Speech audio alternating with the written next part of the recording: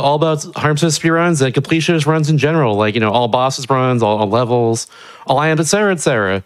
I'm your host, Mr. Shasta, and I'm excited to have some Doom on today. I'm not enough FPS games in the show in general, and this game's really dang cool, honestly. I like FPSs in general too, but just hasn't happened yet. But that's how it goes sometimes. Yeah, this run's really cool. It's very, very broken, and I'm excited to actually get into the routing about it in general, especially. So, hi, Dangerous. Hello. Hello. Hello. Hello. How's it going? I'm just over here dancing right now. Hell yeah. Oh, get it? Hell yeah, because Doom. Hell, never mind. Oh. Yeah. Yeah, that was totally intended. Because you're about to. Yeah, exactly. This runs so Doom. I mean, yeah, exactly. Nice. So thank you. Yeah. Anyways, hi everybody. I'm Dangerous. I am a runner of many things, and today I'm going to be showing you a run of Doom 100% Classic. So we'll talk about all of the specifics and things because this run's pretty long. So we've got time to explain stuff. So I'm going to go ahead and hit start on this thing. Let this opening cutscene play out. While this is playing, I'm going to let my couch introduce themselves. Meta. Hey everyone. Yeah, my name is Meta. I also run a lot of video games out there. Probably too many, but Doom is one that I always come back to. Probably the one that I have the most time spent on. I have run 100%, but I'm primarily an any percent runner, so there's definitely going to be some new route stuff that I haven't even seen yet myself, so I'm really excited. So your intro is so long that we're about to count down in 3, 2, 1, and go. All right, so Sab, would you like to introduce yourself? Yes, so I'm Sabuline Horizon, and I am a glitch hunter, and what you're seeing on screen right now is something that causes a lot of Doom runners to curse my name. Yep.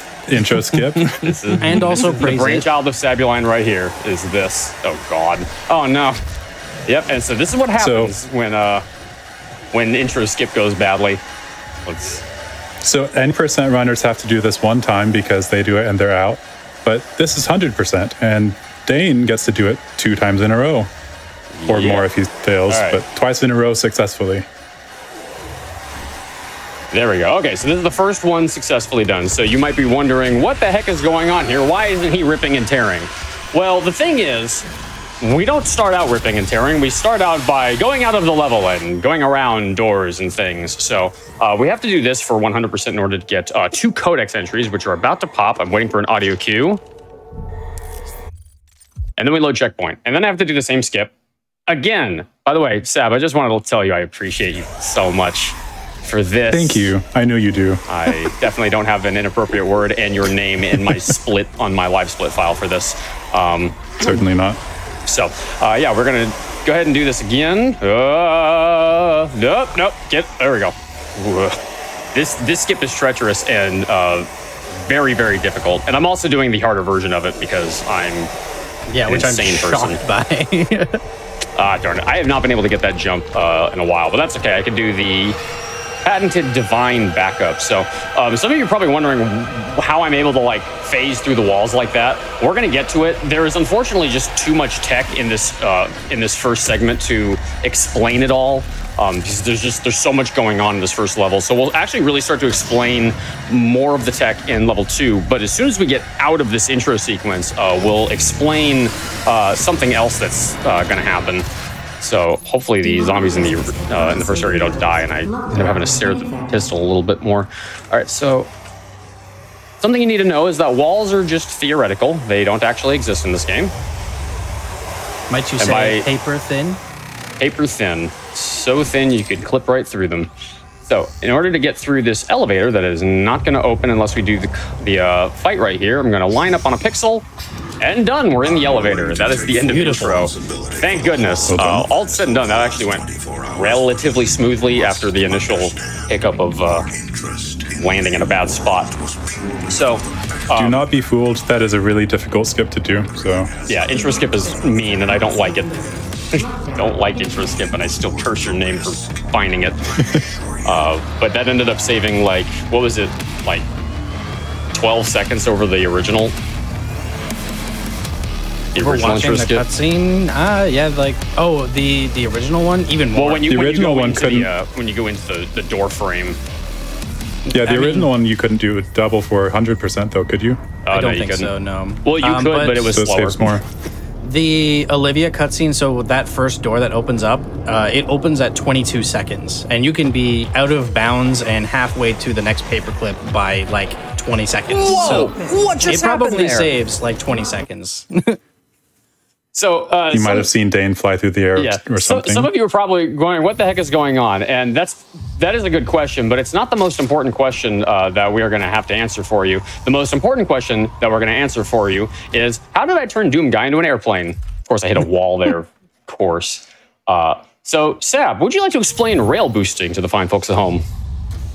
So when Doom Guy wants to be an airplane, he converts. No, when you try to climb up on a wall, like you make a jump and you're landing, well, if you don't quite make the jump, Doom Guy will grab onto the wall and mantle, pull himself up. If you almost mantle, but like your feet are just barely hitting the wall, it'll do what's called a foot grab, where basically you step onto the wall. But sometimes if the wall is thin enough, the game doesn't realize that you actually have a wall in front of you to climb on, and so it keeps searching for the surface in front of you and it fails to find it. And if it does this at a fast enough frame rate, so enough ticks, it'll just give you so much momentum trying to put itself forward onto the ledge that it eventually just gives up. And it says, hey, I've got all this momentum, so let's fly through the air. Yep. Sounds about right. Yeah. In other words, it's crazy. Yeah, for a long time, we didn't really know how rail boosts work. We had a working theory, but we didn't really have any like solid way to prove it. And then Sab went and dug through all the code and figured out what was going on. And now we have a much better understanding of it, which is nice. So in this first level, because this is 100%, we can't just go right to the end. We have to actually collect a few things. And there's secrets in each level. Uh-oh, this is low. You're good. Well, I can run from here. There's a little bit of a weird route, but I made it. That was very low though. So because there's no combat requirement yet, and there's no optional mission challenges, this first level is kind of like a modified version of the all secrets route. Once we get to the next level, that's going to start changing. We're going to be having to do things quite differently. So we've collected everything we need to, so now we can just head right to the end of the level. yeah. The short version is that as the game adds more requirements over the next couple of levels, we're going to be a lot more restricted in what we can do, which is, going to add more combat and stuff in. Indeed. Yeah, and there's not a lot of explicit combat required in this next level. There's a little bit, which we'll do, but you're not going to see like a full-blown fight until we get to level 3, which is Foundry. So now we have to sit through this cutscene right here at the beginning of this level where Vega talks to us. And after running diagnostics, I'm sorry, did I say we had to sit through a cutscene? I mean, we Wow, it's a door. Who knew there was a door there? And I'm going to hit that guy. There we go. So that's one mission challenge down, which is twofer, to hit 2 zombies at once with one trigger pull of the shotgun. And now we have to get a recurring challenge called Variety is the Spice of Death, which we're going to have to do a few times in a few different levels with a few different enemies. So in this level, it's zombies. And now that we've gotten the codex entry in there, we can start to sequence break this level a little bit more. So I'm going to climb into an out of bounds area. I mean, this isn't out of bounds. This is just a shortcut up here. But this part up here is out of bounds. Oh, we're all good. Everything's fine. Absolutely nothing bad happened. We're going to do another paperclip to get through here. And we will be explaining what a paperclip is at the end of the level, because there's a really good spot to kind of explain that. We're going to jump into what looked like original Doom. We're going to reload checkpoint and then do that same thing again, but this time we're going to actually jump to the end of the level in order to hit a checkpoint, which we're going to use as like a hub of sorts in order to kind of run around and collect a whole bunch of other secrets. So, way over here. Now this jump is quite difficult to do because one little wrong move and you will fall in bounds, which is bad. Slayer does not want to move through the wall. If you just back up and then reapproach the paperclip, it can help. I don't know why, but interesting. I've never usually had that much issue on that one. All right, so I need a little bit of silence here. First try. First try, let's go. All right. So, whoops. Come on. So we're gonna hit that button just for later, and then we're gonna come back here. So we're now traversing through the level backward. Gonna hit the airlock, get through here. We're gonna do a kind of tricky jump to get up on this bridge. Nice first try. We're gonna climb up here. We're gonna do another rail boost to get over here.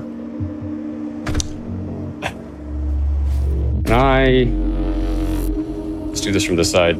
I cannot because there is an invisible wall right here. Very cool. Oh, no way. Yeah, I had a feeling that was gonna be the case. So let me, I'm trying to avoid platforming as much as I can. So ideally that boost would have launched us right up to this platform right here. We wouldn't have had to have done all that. Now this stall is very special to Doom speedrunners, and you'll see why. Cute. Gives it a little fist bump. It's so cute. That's actually a speedrun category. To speedrun your way to that doll and give him a little fist bump. That category is almost a rite of passage for new runners. A little bit, yeah. Gonna hit a secret here from out of bounds. Then we're gonna jump back inbounds over here. Now, we have to go backward a little bit to the beginning of the level in order to get a codex entry that definitely did not kill a couple of world record runs because I did not know that there was a codex entry there when we were rerouting the game. Certainly that never happened. I'm gonna get a DFA on this one. Cool, and that is the second challenge done. So, Meta, would you like to talk through active and passive mission challenges for folks? I'm going to throw that one back to you, honestly. Okay, so every mission starting from this one forward has mission challenges which have to be completed. I mean, they're optional in the regular game, but in 100% they have to be completed. And some of the challenges are things that you have to actively do, things like getting glory kills on demons and stuff you have to be very consciously aware of. Some of them are passive challenges that you're just going to get them in the natural course of playing through the game. Slayer, I would like you to jump onto this bridge, please. This jump is so hard. This jump is really annoying. It looks super easy, but it is not easy. It is not easy. All right, so now we're up here. So yeah, one of the challenges in this level is find 3 secrets. Well, we're going to do that anyway because we're getting all the secrets, so we don't have to worry about that one. So some challenges, or some levels, we only have to worry about like one mission challenge. Some we have to worry about like multiple. Yeah. So we're going to grab this secret here, and then this other one here. And we're gonna get the plasma rifle. Now, normally it's actually faster to reload checkpoint and do that bridge jump again, but that's not cool. We're going to instead jump around a checkpoint trigger to get to here. We're gonna jump up here. We're going to line this up right there. I've not been having good luck with this in practice, so let's hope this works. Looks good. This looks good. Sweet. Beautiful. And drop down here. Drop down here. And this is slower by about 3 seconds, but it's so much cooler. Ooh, that was a little dicey. Okay, so we just got around a door that we would otherwise need a key card for. We're going to travel through this little vent shaft, drop down, hit a secret, and then reload checkpoint. So that Am I correct in asking? Oh, what's up? Am I correct in assuming that key cards are not required for 100%? Some of them are. Like Foundry, we're going to grab them all.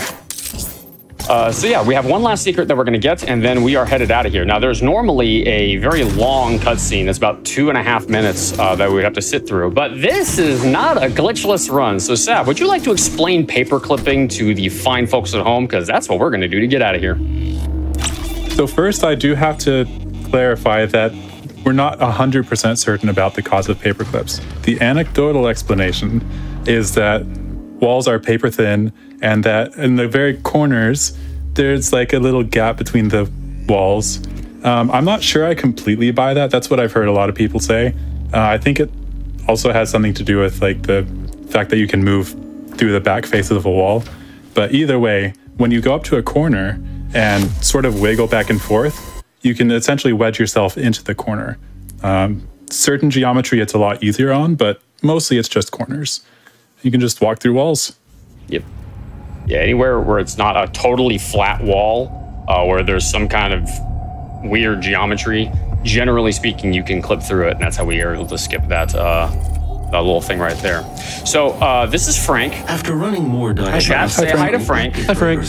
It appears that I can accelerate. Be nice to Frank. Frank is having a really bad day. All the skin was melted off his face. So be be I nice didn't to notice that him. until you pointed it out. Yeah, he's having a bad day. So I'm going to line up right about here, just to hit a trigger line for this checkpoint right here. That is going to keep the door open when I reload checkpoint. Now, we are going to do something called drone duping.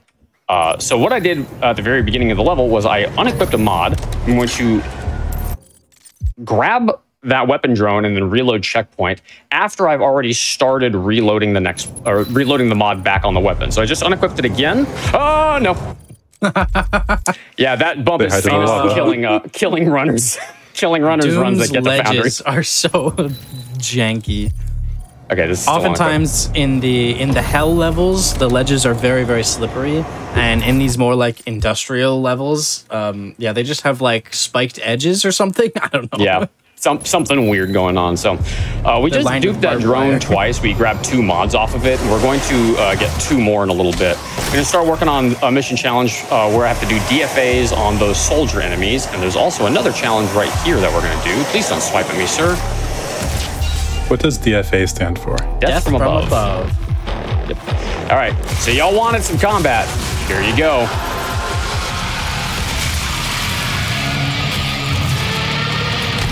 So we're gonna get our second DFA here. We're gonna get a third one in just a moment. You just took a shot in the face. All right, this one's been not spawning in for me lately. I'm not sure why. Nice. All right, so we're going to unlock Heat Blast, and now I have to kill 2 demons with 1 pull of the trigger of, like, my right-click trigger.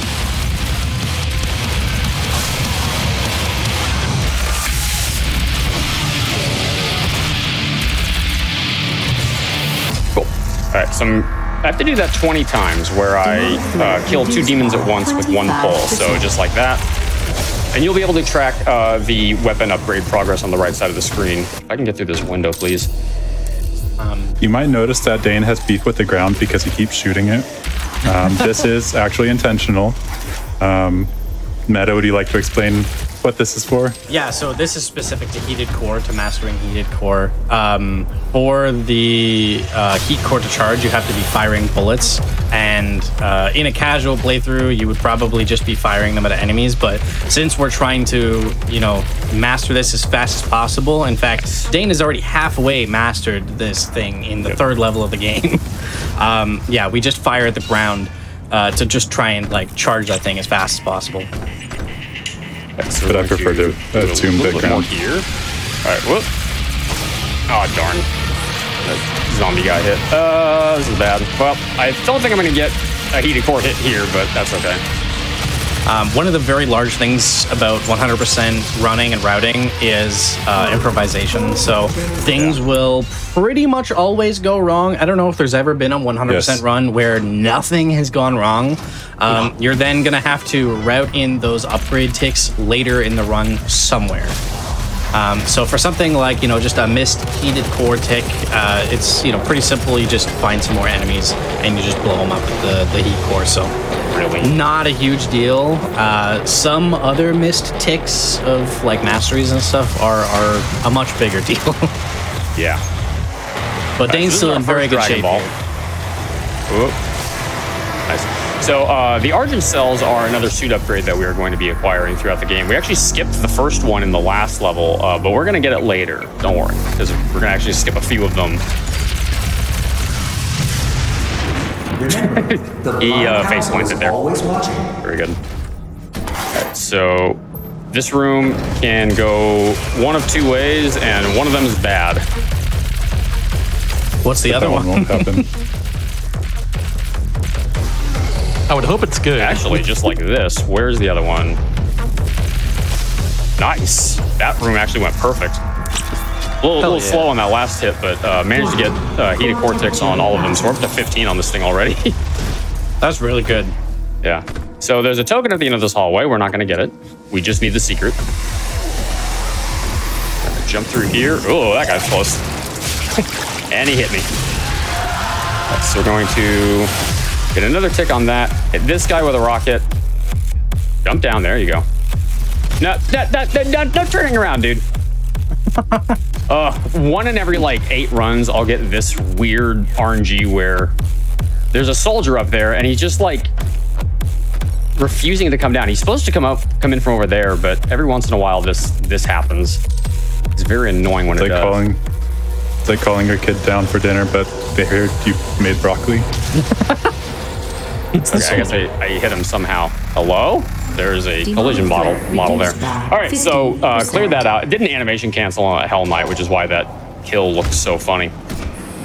So now I cannot reload the game at all until we kill another Hell Knight after the next Gore Nest after this one. And the reason why is because if you reload checkpoint, both of the Hell Knights that have spawned outside are going to despawn, and that is a really bad thing for combat rating. So heat core's done. And to get 100% every level, you have to get a certain amount of combat rating, so kill a certain number of enemies. Demonic threat reduced. And you can track that in the upper right corner. For those of you watching at home. All right, so I'm shooting at the far side of the level because I'm trying to summon. Go away. I'm trying to summon a Hell Knight. There he is. That we have affectionately termed Captain Combat Rating because we need him for combat rating, and he is very much required. If we don't get his him for combat rating, we are kind of SOL on completing 100%. Leap across here, grab one secret that's over on this side, and then I'm going to go talk to this NPC, and I'm going to ask him to give us a hand. Boo. Oh, like that. What? I said he was going to give us a hand. I didn't say I wasn't going to make a joke about it. I mean, I can't say that you lied, but I can still be mad. Well, technically, he didn't give it, so. I mean, we took it, so.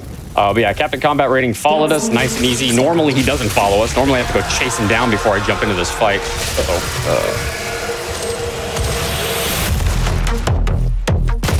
Well, this went a little sideways. That's fine.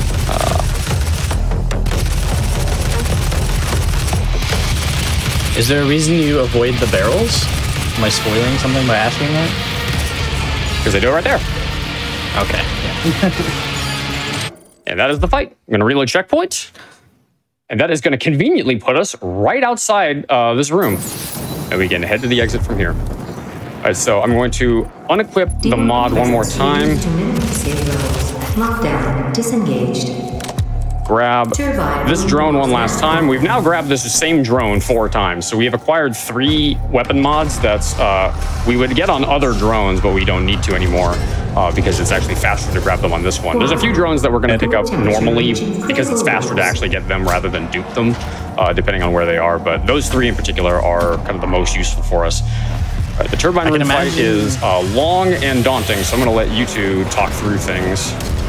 Yeah, sure. I was just. Well, I was going to. Go ahead, Sam. I was going to say that in case you're not aware, duping the drones is very, very much a glitch, and you're supposed to go to a different drone each time, and then it flies away. So when he dupes it, it's because he can reload the checkpoint and essentially make it come back when it's not supposed to. Yeah, and I think it's important to establish as well, like some 100% categories on different games will have, I guess, what you could call generally like a source requirement. I'm using Ocarina of Time terminology here, but what we would call like a source requirement where you have to get the 100% thing from where you're supposed to get it normally.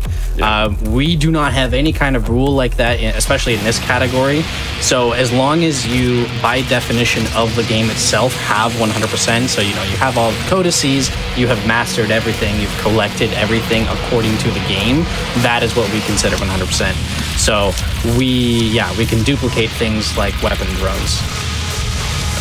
Which, that allows us for a lot of flexibility. I can only imagine. I haven't been part of the routing process for 100%, but I can only imagine the introduction of weapon drone duping allowed for a lot more flexibility in especially early game routing for mastering weapon mods. Because normally, I mean, Dangerous already has these 4 weapon mods. You would have had to get those like 2 levels from now, I think. Yeah. So now we're going to get into, speaking of duping, everyone's favorite part, token duping. So we ran up, grabbed that token, reloaded checkpoint. We're going to run up, grab the token, reload checkpoint. And then, after we load back in, guess what we're going to do? We're going to run up, grab the token, and reload checkpoint. Now, we would normally do this 29 times in a regular run. We're not going to do that. We're going to switch to a different save file, or they're already duped, because y'all don't want to watch that 29 times. So this is a totally an invalid run now because it's on 2 different save files, but that's totally okay. And oh, look at that, 29 tokens. That's amazing. So we're going to go ahead and unlock equipment system and dexterity fully mastered. So now we're going to climb a lot faster, and we're going to be able to switch weapons a lot faster, as well as we've got extra uses for our equipment. And there's normally a cutscene at the end of this level. However, if we do a paperclip to get over here, this part, I'm always so scared of this out of bounds because it's so like treacherous. Terrified me when I was learning it. Yeah, I'm still scared of all this out of bounds. Do a big old jump right here,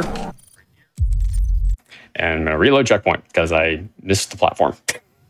It used to be that no one in 100% would ever do out of bounds anything, and then Dane came along and was like, you know what, let's do everything. Yeah, and that's kind of what Classic ended up being for a long time, was kind of like the glitchy 100% run, and then Ultra Nightmare was the one where people wouldn't run it glitchless, but they would definitely run it with fewer glitches, and they would usually only run like very specific glitches. Would you say they would glitch less? Oh my God, you're bringing back I see what you did there. Very old GDQ memes. Why am I missing this platform? I don't usually have this much trouble with this. Someone's got to keep the tradition alive. Yeah, I guess so. Demonic presence reduced. Failure to get out of bounds. All right. Lockdown disengaged. Turbine. And then even this now paperclip's giving me trouble. I don't usually have this much issue with this one. Slayer, I would like you, thank you. Every now and then in this run, it just stops behaving. Yeah, it's very finicky. Like, paperclipping is not RNG, but sometimes it feels like RNG. Also, another thing to note is that you will see Dane do a whole lot of stuff that might seem arbitrary, but every single detail is routed down exactly. And there is a lot of improvisation, but in general, everything you're looking for. Oh, that's jail. I don't think you can get out. Yeah, I clipped in bounds. Yeah, so when we say precise, we're not kidding. Literally, I lightly tapped my right key and clipped in bounds. So we're not kidding when we say this stuff requires a ridiculous level of precision. Come on, there you go.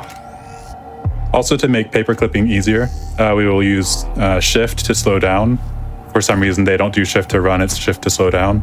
And then we will also zoom the pistol, which also slows down Slayer a little bit. Yeah. To give us more precision. All right, let's try this again. Yeah, and like 80% runners can do this part really fast. I'm not an 80% runner, and I am scared to death of it. So I do this part much slower than most people. All right, so we're going to lightly tap to the side and out of bounds. There we go. And that's Foundry. Hey. Oh yeah. Foundry is still like one of the toughest levels for me to execute well, because it does kill a lot of runs. It's such a tough level, kind of in every category. I guess any percent is a little bit easier now than the old Foundry from a couple of years ago. Oh, definitely. It might be, but Foundry kills a lot of 90% runs as well. Still, it does. All right, so now we are in the Argent facility. This is where we're going to get another new mechanic called runes. Meta, I'm gonna have you explain that. So runes are basically like, I guess the closest thing would be like perks, and they're going to be the final. Oh no, that's so unfortunate. That pipe jump is a little rough. So runes being sort of the perk system in this game is going to be the final thing that we have to master, and the final thing that we need to worry about tracking in 100%. So if you've been keeping up, Dangerous has to keep track of and complete the following. All combat rating in each level, all challenges in each level, must master all of the weapons by the end of the game, must collect all the secrets in every level, and must master all of the runes by the end of the game. So it's kind of a lot. The developers never really intended, maybe, I don't know if I would use the word expected, but definitely did not intend you to complete 100% in a single playthrough. But here we are.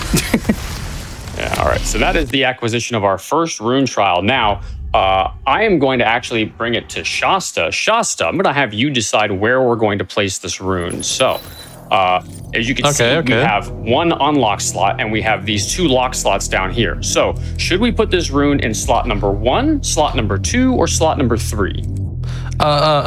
Door number 3. You want to put it in slot number 3? We can do that. All right. So, oh, hell yeah. How the heck was he able to put a rune in a locked slot? Meta? Apologies. So yes, this is called Bite and Switch, found by Bite Me right before a GDQ run, I believe in 2020, 2019? GDQ 2020. He actually found it by accident in the practice room, like right before the run. And oh, classic. It was too soon to actually add it to the route, but yeah, it was pretty cool. Yeah, so basically the way that it works is you can hover over the actual rune slot that you have unlocked, and then use your arrow keys or some other separate input to menu down to a locked slot, which you're not supposed to be able to use. Then click on the unlocked slot, and it will let you put a rune in the spot, in any of the locked spots. So once again, we are now going to be able to master things much earlier than we would otherwise be able to. Oh, this is too far. Oh, I got it. Nice. So yeah, that was the first of two DFAs I have to get on Hell Knights, and that's one of the mission challenges for this level. So we're going to do another gore nest here. I'm going to throw 2 nades. Actually, there's a barrel that went up there too. That hopefully does enough damage that I can do this. Excellent. Get another tick on this. So we've unlocked remote detonation. So I have to kill 3 things at once with one rocket. I'm gonna grab the doll real quick, because no, sir, I don't want to play with you. Okay, now I want to play with you.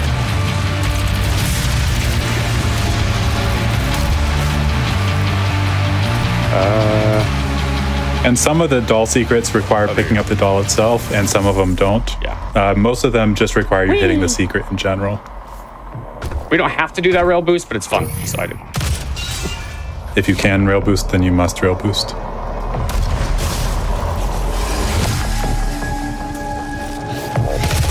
Also, to rail boost, it does not work on lower frame rates. Yeah. So I think it's around 160 FPS is about the cutoff. Once you go higher than that, suddenly rail boosting becomes more viable. 200 is the hard cap for FPS. The engine you can cap. fly. You can fly very well. You can get like what would technically be a rail boost. Like what? So when you rail boost, there's actually oh, hold up, spike boost. There we go. Let's go. Hey. In order to qualify a rail boost, you can actually view the console, and there's a printout basically where they're like, "Hey, we recognize that something went wrong here, but we don't know." So, in that actually qualifying as a rail boost, you could get that probably around like 100 or 110 FPS, but it would be just a tiny little boost, like a few feet forward. And the speed you get from a rail boost is almost certainly exponential from there. Like the difference between 160 FPS boost and 180 FPS boost is quite a lot. Yeah, that rune trial is fun because it showcases just how bad the pistol bloom is in this game. The inaccuracy of the pistol is quite frustrating. All right, Shasta, we've got 1 open slot and 1 locked slot. Which one should we put it in? I think we should put it in the open slot personally. Oh, the open slot. Ooh. The man is mixing it up, calling it different. Yeah. So I'm going off to try. Oh darn! He wasn't supposed to blow up. How was that an on-level kill? What? I was over top. Okay, whatever. I don't. All right. So now I'm going to have to be getting a lot of DFAs on demons. So you're going to see me like very specifically set up. That Hell Knight hitting me. Yeah, he smacked you back into the ground. This run is very, very perilous on on Ultra Nightmare. Yeah. We're currently running it on, what is it, Too Young to Die? Yep. So it's a bit more forgiving. Still very difficult, but a bit more forgiving. Ooh. Nice. Yeah, not been having great luck with getting DFAs. Okay, now I think I hit my mojo. There we go. 2, 3, 4. Cool. All right, so now we're gonna come in here and I'm going to fire a rocket. Fire a rocket. Fire another rocket. Oh wait, I forgot my phone. Hold on. Oh wait, no, I have my phone. Never mind. We can go back inside. All right. So we're going to fire a rocket. Didn't I kill these guys already? I'm gonna fire a rocket, and then I'm gonna fire another rocket. Very excellent. Oh shoot, I forgot my keys. Hold on. At least you cleared the room. Oh wait, I got the keys. Okay, we're good. So we can head back in here now. And I swear I thought I killed these guys already. I'm gonna take those guys I think you out. forgot. And then throw another rocket here. Oh, I forgot my laptop. Hold on. Oh wait, no, I have my laptop. We're good. Okay, so we can head back inside. And so you might be noticing a pattern here. I didn't actually forget my keys or my wallet. What am I doing, Meta? Okay, so I don't even fully understand how this works, but basically, if you get far enough away from the room or hit a certain trigger or something, the enemies respawn. It's like this room specifically. Yeah. I don't know. Most enemies in the game, most enemies do not respawn. Yeah, most. If you kill them, they're gone. But this specific area, I don't know if it's a respawn trigger or if it's just they spawn anytime you get close. We're not certain, but basically whenever you go far enough away past that forklift, you can come back and they'll respawn, which is great for combat rating. It's something Nice. unique with this encounter, I'm pretty sure. Yeah, so EP, external payload, is one of those things you want to get mastered like as early as possible because the damage output doubles once it's finished. Because there's now effectively 2 projectiles that we are able to use. Who is alive? Hi. Yeah, so remote det is actually, if you're more familiar with like Doom Eternal, for instance, that game uses lock-on burst. In this game, remote detonation is actually way more powerful, not because of its core functionality in that it lets you detonate rockets like by people, but rather that when you get direct hits, it does way more damage. What did you say, Dane? Like it does twice as much damage for a direct hit? It's basically twice as much, yeah. I think the numbers are like slightly off from that, but it's twice. Yeah, so this isn't actually mentioned on the weapon mod itself, but it is in fact true. Yeah, and the reason why lock-on burst is so much better in Doom Eternal is because every rocket in a lock-on burst in Doom Eternal does full damage. In this game, it's about 2/3. So you are only doing about 2 rockets worth of damage with 3 rockets, which is just not efficient. So now we're going to grab efficient. Super Shotgun, my love, and head into the final gore nest of this level. Now, I did overkill a little bit in the duping room because I wanted to make sure I had enough combat rating that I don't have to reroute this part. So I'm gonna jump up here, grab this power-up. We can now upgrade the power-up effectiveness in the menu here. I'm gonna start the gore nest, and I'm gonna try and take advantage of this haste as much as I can because this thing lets us move about twice as fast. So I'm going to try to expend it as much as I can by doing stuff and not combat. Yeah, it's very hard to commentate this run while all good. While doing it. That's why I have you two here. All right, we got the weird glitch where this guy is like permanently staggered, but he can still fight back.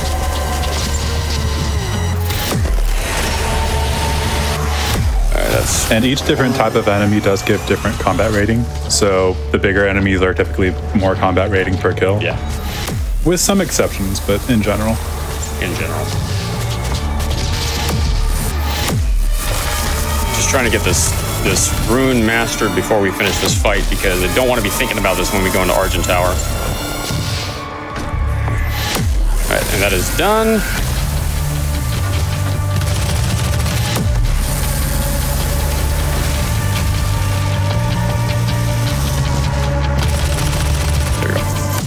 All that is all the combat rating and everything done. So I'm going to run in here, refill my ammo, grab this codex. I'm going to drop my frame rate down to 175 because we're going to do a rail boost out here that is going to get us to the end of the level without having to break any of the filters that you would normally have to do in a casual playthrough. I'll line up right here. Oop. Yeah, this one's a little finicky. It doesn't always want to play nice. Come on, rail. This is live at GDQ. There we go. Whee! This is pretty good. Flying through the air. High. I got a little bit too much side momentum, but interesting. All right, so I have to do a nice, big, thick jump right here to land right in that crevice, and that is the end of the level. Like a glove. Okay, Ace.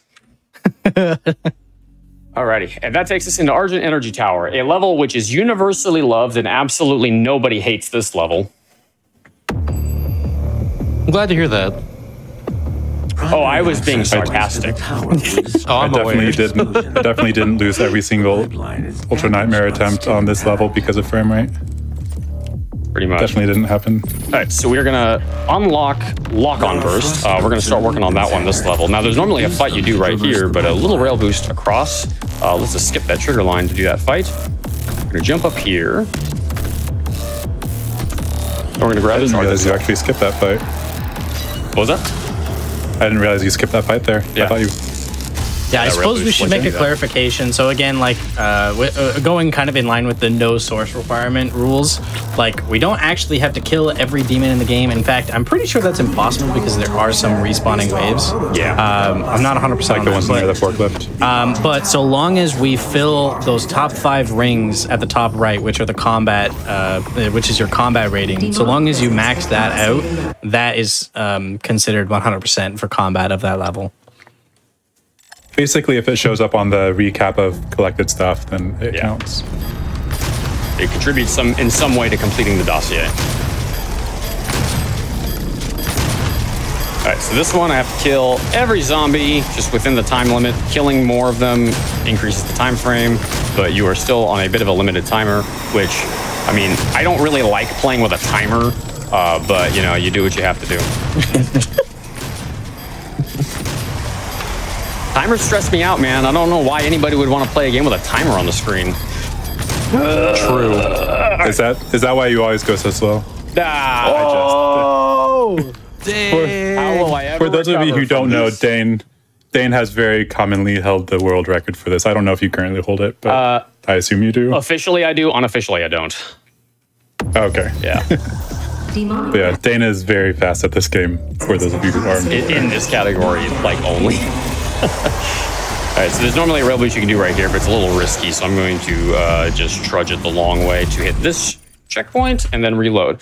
That's just to get rid of all the demons behind me because the demons chew through your frame rate, and we need as many frames as we can get because this is like the least optimized level in the run.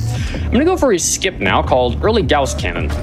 Whoops, did not read my forward. There we go. So this is a little low. Yeah, not quite. Yeah, not quite there. So Early Gauss Cannon is a skip. You might not understand what it is, so I'll tell you. It is a skip where we get the Gauss Cannon earlier than we're supposed to. Wow. So profound. Whoa. I know. All right, this looks good. So we're going to... Also one of the best looking I saw the skips. interact. I saw it too. If I had like been scrolling when that happened, I would have grabbed it.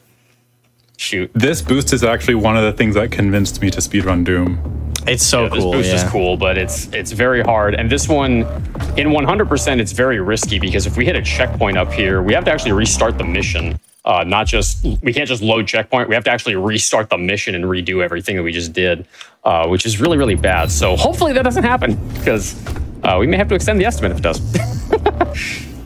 To run 100%, you have to also know where all the checkpoints are, which is insane. Yeah, all right. Or certain ones. This is good. That looks good, yeah. Back a little bit. You're Nice. good. I nice. think you're fine. And so that gets us the Gauss Cannon. So this thing is bloody powerful, and we're going to actually totally break this game in a minute. And I'm going to go for a skip on to get the classic level right here. This is good. Nice, first try. Do you want me to cover alpha rotation or? Once we get the drone, we can do that. Okay. Yeah. So we're gonna do one more boost here for secret collection. This is one of my favorite boosts in all secrets cool. and 100%. For whatever reason, didn't get enough speed, so I have to redo it. Which is actually pretty rare. I usually get enough speed on that one. We're currently abusing this one checkpoint because of the convenient rail boost. Nice. So you saw that checkpoint or the secret pop right there on the screen right there before I loaded checkpoint. And now we're going to do one more rail boost to get to actually progress. So we're done with this hub, this checkpoint. Yeah, I've been getting really high boosts here lately, and I'm not totally sure why. So I'm gonna drop down, land on this building, jump over here. Ideally, you would just boost straight to this bridge, but this has not been working for me for some reason. Also, if you're wondering why we're not dying from falling after a rail boost, during the rail boost the entire time, the game thinks that we're on the ground. Yeah, the game while we're thinks flying you're through on the there, ground, even though you are definitely not. All right, so now we have acquired siege mode. This is what we speedrunners effectively call the delete button. So, Meta, this is a great time to explain the alpha rotation. Okay, the alpha rotation. The alpha rotation is called the alpha rotation because it is the most amount of DPS you can get possibly in the game. Now, we don't have everything required for it yet, but we do have the weapons at the very least. And that will include the rocket launcher, the super shotgun, and the Gauss rifle. These three weapons, when you swap between the three of them and then restart that loop, will give you the most amount of DPS. So we're actually going to be improving these weapons with weapon mods and masteries throughout the next like 4 levels, I think. And they're just going to get even more powerful. Yeah, so one of them right now is lock-on burst. I'm going to, oh, of course, she did the bad version of this. So we're going to, can y'all move, please? Everybody's in my way right now. All right, so we just got 2 on lock-on burst, which is what we needed. I'm now going to just lob a bunch of rockets. Wow, we got overkill already. That's pretty good.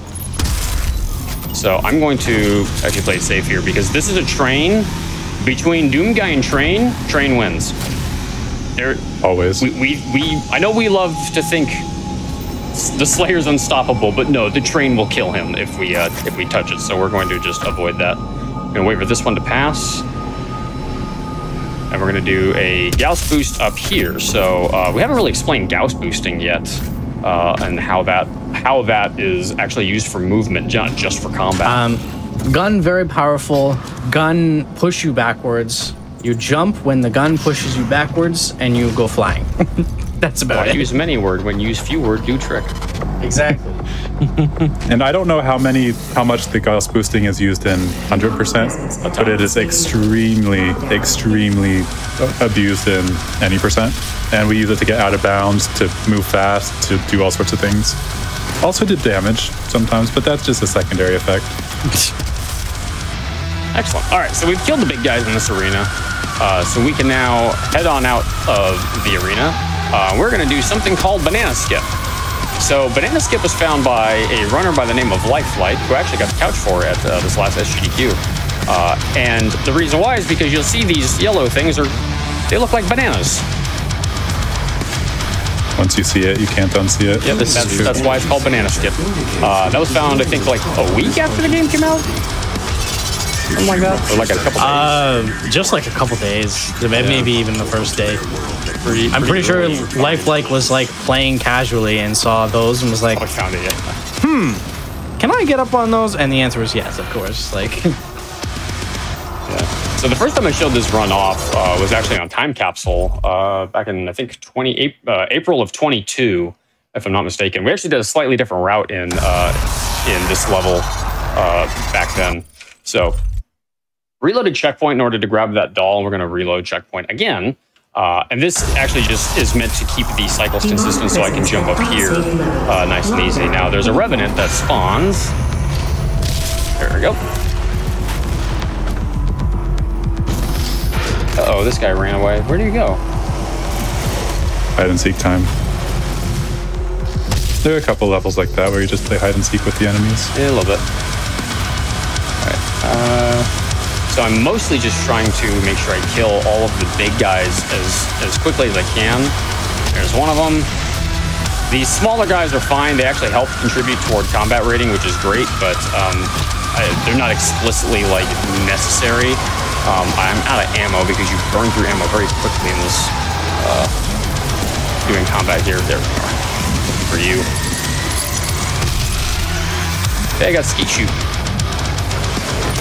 All right, so I'm going to keep the Gauss cannon out. There we go. There we go, wait for the checkpoint.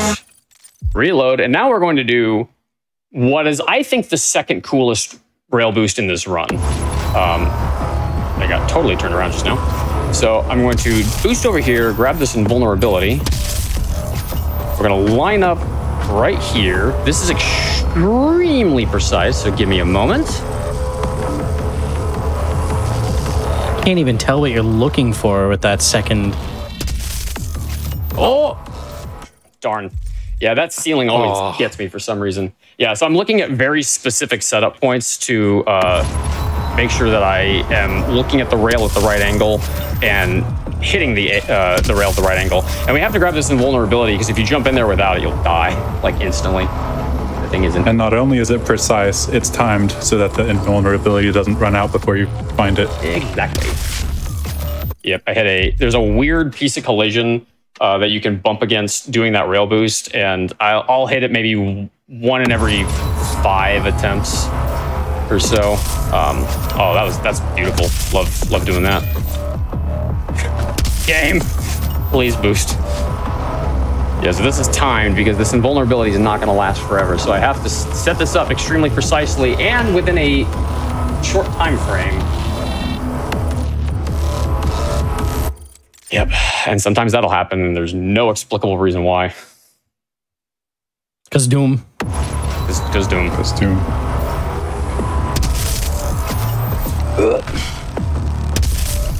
Luckily, I just refilled my ammo at the end of that fight, so I am plenty good on ammo for this. A lot of the boost setups in this game are extremely precise. You have to line up per pixel, essentially, or per texel, technically, but you have to line up very, very precisely. And if you don't, you will be off in the middle of nowhere. Yep. Hold on, what was that you said? Texel? Texel. It's basically a pixel in texture space. Huh. So basically a pixel applied as a texture on geometry. This is why we have Sab on the couch for this, so he can explain the extremely technical things that I have no idea about. Today I learned. Random 3D modeling term. There we go. That's what we were looking for. Hey. All right, so I'm a little turned around. Okay, I see where I need to go. I can't just like run straight to it because there's like collision models that I could run into and cause problems. So I'm going to like be very careful. If I'm airborne when this platform starts to lower, I will die. So I got to be very careful. Uh-oh, this isn't the right spot.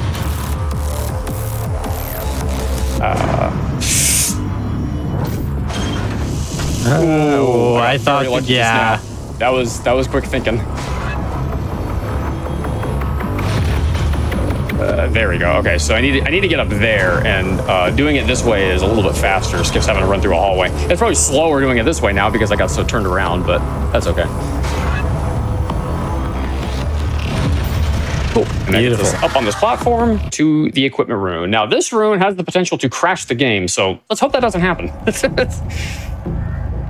So this one, you cannot shoot the zombies directly. You have to shoot the barrels that they're standing next to, and the barrels have a radius of about 1 millimeter. So the zombies have to be basically hugging the barrel in order to actually die from it. There we go.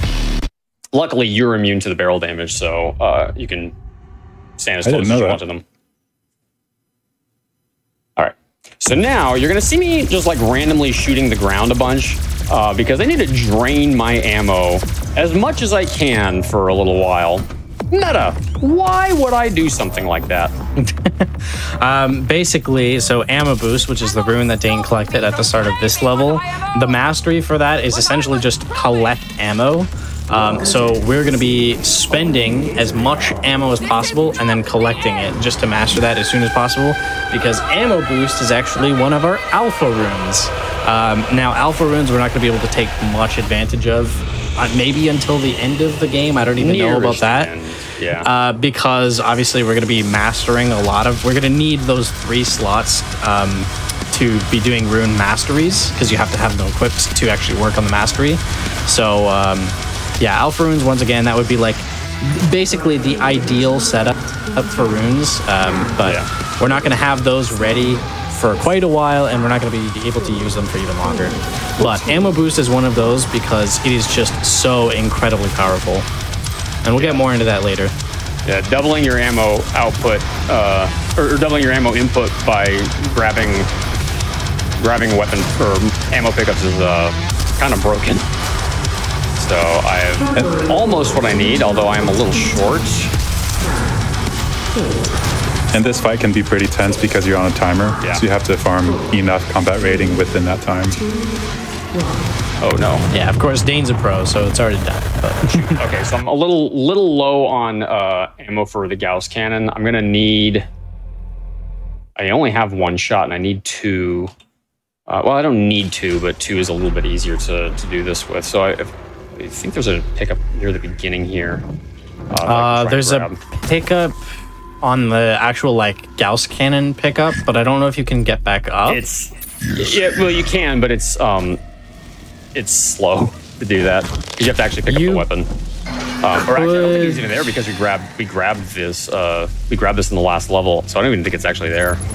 You could open the door. Oh, you don't even have enough for 2. You could extendo grab the button, open the door, and chainsaw, but, oh, here we go, this works. If you, this is what we normally do. I'm gonna, oh, actually, there's ammo right here. I'm just gonna go the long way around, it's fine. Okay. So we unlocked the mastery for, the super shotgun, which involves killing 2 demons with 1 trigger pull. Nice, got it.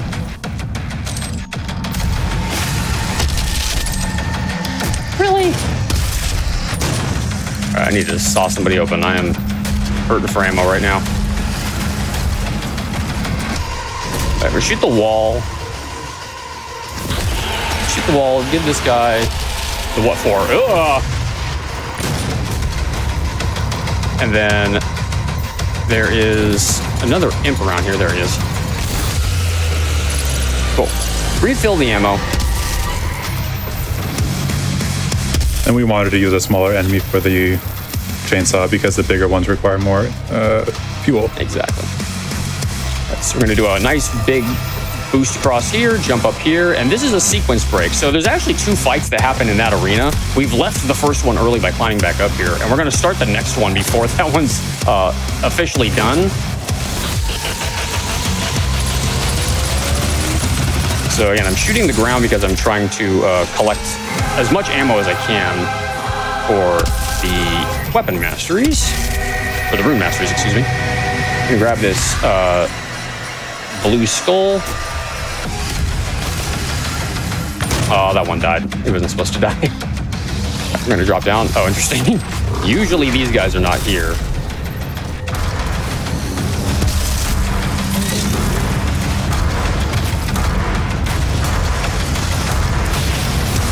All right, we got momentum swing.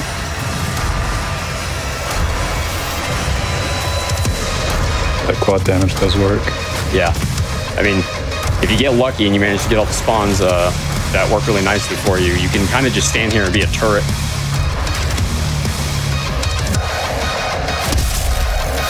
Oh, shoot.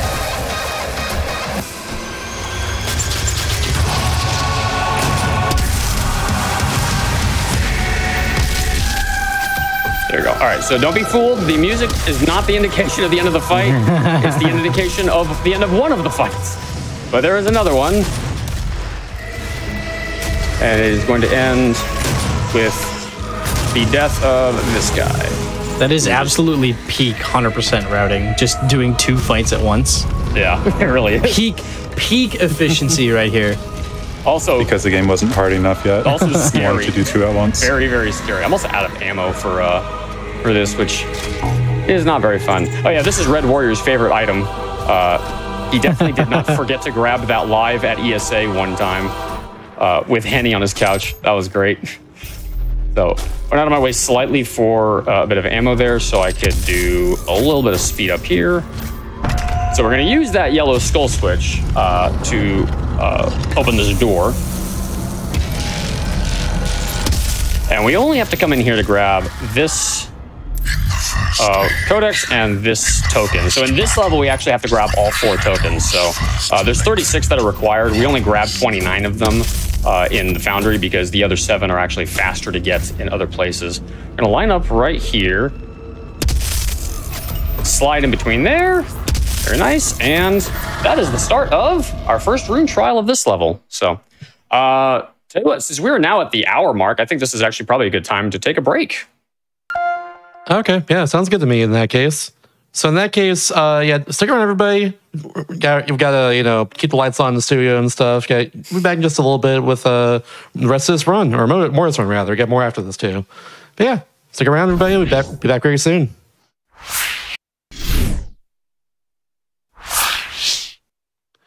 And welcome back, everybody, to Do All the Things. GDQ Hotfix show all about speedruns and completionist runs in general. All that good stuff, It's really sick. Before we get back into the run, though, in a second here, I got to tell you all about some of the events coming up soon on the channel. So, for instance, starting tomorrow, actually, that's why it's on Thursday this week and not Friday. Tomorrow is our Team Hit List showcase. It starts off, October 4th through 6th tomorrow. I say tomorrow, right? It's tomorrow, so you're out for that. It's cool. But we show off a bunch of hopefully hit list showcases and races all together, benefiting the American Heart Association. So yeah. Look forward to that. It's gonna be great. Did I say it's tomorrow, right? It's tomorrow. You should watch it tomorrow. You never said I didn't that. say it. Not a single time did you say that. Frick. But also, the weekend after that will be another cool event on channel here. We'll be we're holding a weekend event October 11th, 13th in support of those that have been affected by Hurricane Helene. Is it Helen? I forget, but either way. Submissions are open for disaster relief done quick until October 6th. Very, very soon. Get them in for sure. Scheduled release October 8th. And we all know about this one as well, too. The big one. GDQ 2025 will be live from Pittsburgh, Pennsylvania from January 5th through the 12th. Registration, hotel booking are now open. Visit gamesdonetquick.com and check the GDQ 2025 important dates section to learn more. More involved submissions are also open until October 6th. Get 2 events to submit to for sure. Y'all should do that. Yeah, I'd say let's get back into it, Dane. Whenever you're ready. Yeah, you bet. When we last left our hero, we had just started the Savagery rune trial, so we're going to hit start on this in 3, 2, 1, go. All right, so the Savagery rune, really actually both runes in this level, are a pain in the butt. This one in particular is annoying because if we don't keep killing imps as we go, we'll eventually stop moving, which is frustrating for obvious reasons, because we're speedrunners and we like to move. So I'm going to be trying to aim as much as I can. He doesn't normally run forward. And then jump across this gap, hit the trigger line to end it, and that is that rune trial done. So we're not going to use this one yet. We're going to actually be equipping this in a couple levels from now. And now we're going to drop down here. Now we opened this door originally, so it's just right here. Now, we've skipped a few of these Argent cells kind of as we've gone through the game. Now we're going to actually duplicate this one 3 times. So what I'm going to do is, as soon as I'm going to hold down, like, enter, and then as soon as I see that animation end, I'm going to actually force the game to pause by alt-tabbing out of it, tab back in, and then reload checkpoint. It normally can't pause the game in the middle of that animation, but if you tab out of the game, it lets you do that. So that's how we get away with that. So again, I'm going to hold the button, tab out. The game crashed. Did you alt enter first? Oh, wonderful. Well, it's not. It's running a borderless Windows, so that's not usually an issue. All right, hold on. Let's reboot the game. It actually reboots pretty quickly, luckily. So that's fine. It doesn't usually happen that there's a crash there, but every once in a while the game surprises you and hits you with one. Remember, also go live on Discord again, too. Thank you. I was going to say that. Yeah. Let's do that real quick. So I annoyingly with Doom have to do I have to do some really weird thing with Doom where I have to like tab out and tab back in real quick, very kind of annoyingly. All right, start. Hopefully this. Yeah, is, I blame Discord for that. Potentially, yeah, it could be Discord. All right, so we're going to do that again. All right, so it didn't. When we last left our hero, When we last left our hero. We're gonna do this again. Whenever the game is full screen, crashing is a major problem. Usually it doesn't do that on Windows. Yeah, usually not, but every once in a while it surprises you. All right, so yeah, you'll notice how we keep grabbing this this Argent cell over and over and over, and that's just because we have the ability to dupe it. So we're gonna do this one more time. Cool. And then we've gotten 3 health upgrades. We're now going to grab ammo. The reason why we want to grab ammo last is because if we grab ammo first, we'll actually lose the ammo when we reload checkpoint. This way we keep all our health and we get the extra ammo, which is nice. This is also our last ammo upgrade, so we will be fully decked out in terms of ammo from here on out to the end of the game. So I'm going to work a little bit more on Super Shotgun right here.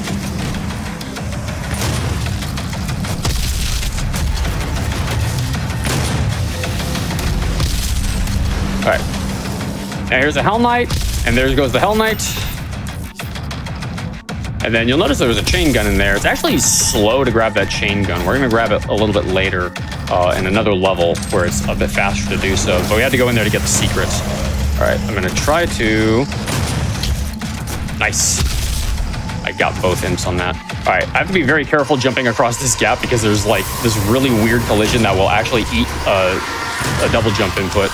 Which is very annoying. All right, I need this guy to stagger because I need to sweep him. There we go. I'm gonna climb up here, grab this token.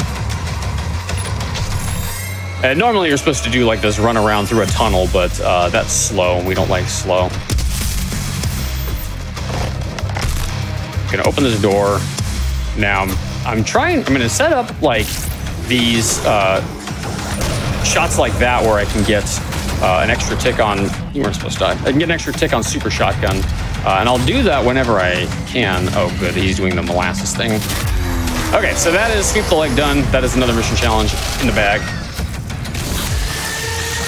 Saw you open just to get more ammo. And then this is where I actually want to also get the outer beam upgrade, because that is going to add a Corona effect to the siege mode, which does a lot wider range of damage. Have we explained instant siege yet? Did we explain instant siege? I don't believe so. Meta, would you like to explain instant siege? Okay, so instant siege mode. So basically, we have the Gauss cannon, which is the weapon Dane's using. There's a mod called siege mode on it. Essentially, you're supposed to, its intended function is that you lock down, you like hold the fort, and it like charges up into this really powerful beam. But what we can do is override that animation with a different animation, such as like punching the air.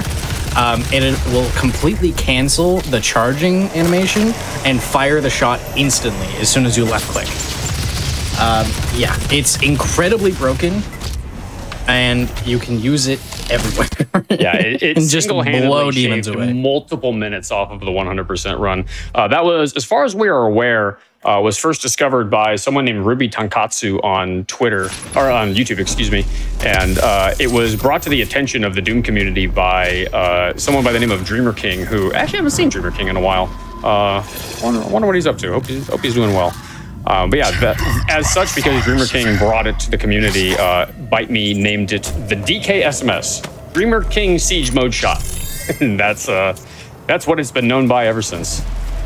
So I grabbed another haste. I'm going to, oops, I bumped a rock, so lost it on that. I'm going to try and get as much mileage out of this haste as I can to kind of move through here. That's pretty good. Now there is another classic level here that we're going to grab because that's a secret. We're going to get it from out of bounds though, so I'm going to line up right about here, jump, climb, and walk our way right into the classic level, just like that. That geometry is like so weird. Yeah, it is very weird, and it's actually pretty precise. So, but luckily, my setup for it is pretty consistent. All right, so I'm going to go for more super shotgun shots here, as many as I can get. Unfortunately, this Baron can be just really RNG heavy, and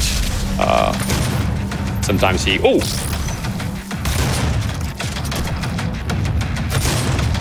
Stand still. There we go.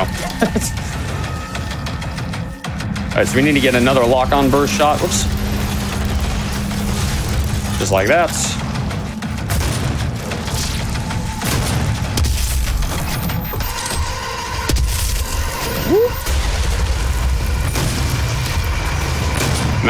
I'm out of Gauss ammo, so I gotta kill him the hard way.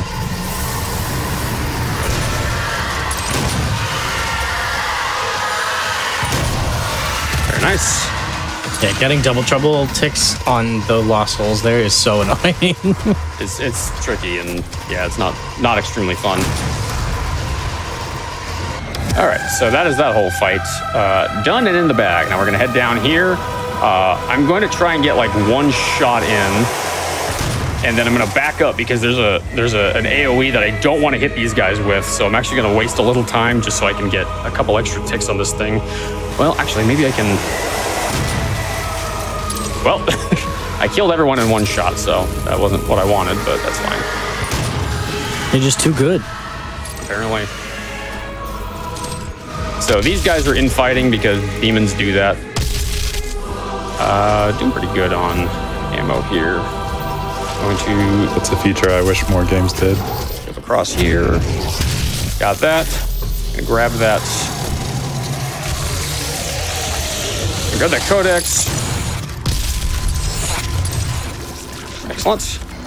Yeah, you're going to hear me start talking a lot less as we get to this part of the game because I have to start really paying attention to ammo counts and rune masteries and ammo upgrades or weapon upgrades, and it's if I try and talk during this, I go a little bit potato brain. So Meta's going to have to do a little bit of the heavy lifting on the commentary for a bit as we get a little deeper. Should be okay for right now, but this is the last token for the level. This gives us one of the mission challenges.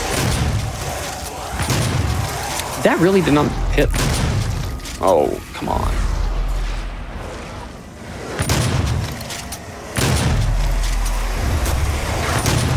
There we go. More there. All right, we have 24. That's actually really good. We're almost done with Super Shotgun, which is nice because once the Super Shotgun's fully mastered, you can shoot it twice before you have to reload it. Yeah, so it's pretty double damage.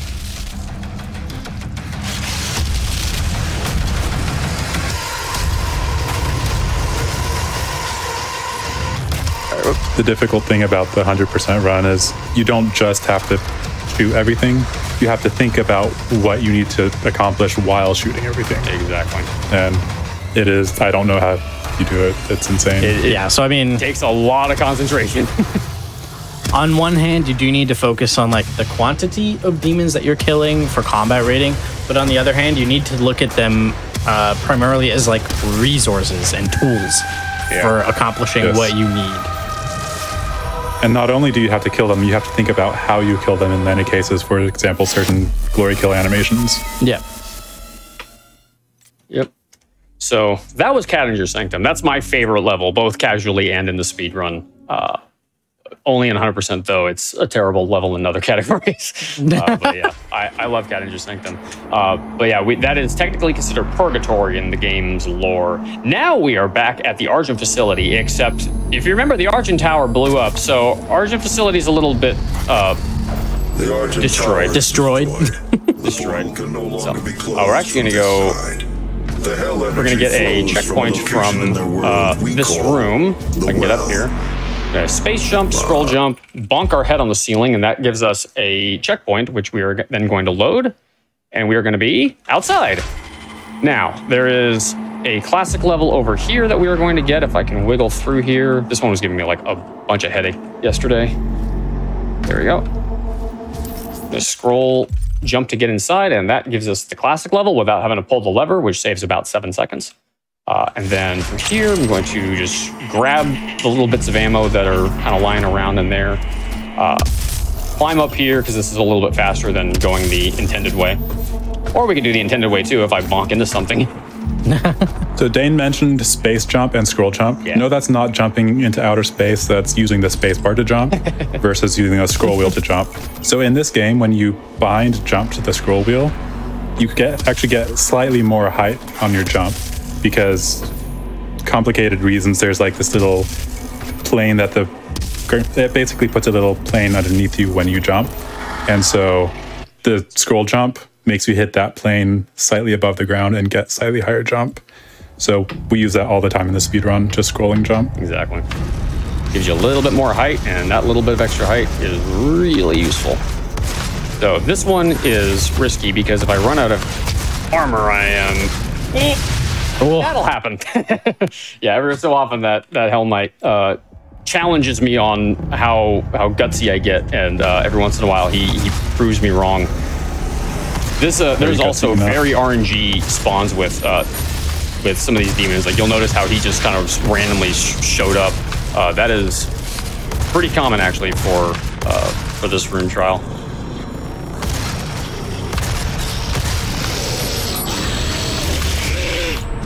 And there's one more around here somewhere. Oh, there it is. Excellent. And by the way, chat, I see all those comments about looking like Jesus. I'm watching you. Doom Jesus. Anyways. Ooh. So we're going to cap our frame rate to 175 here because we are, I mean, Sab said we're not going to go to space, but we're going to kind of go to space.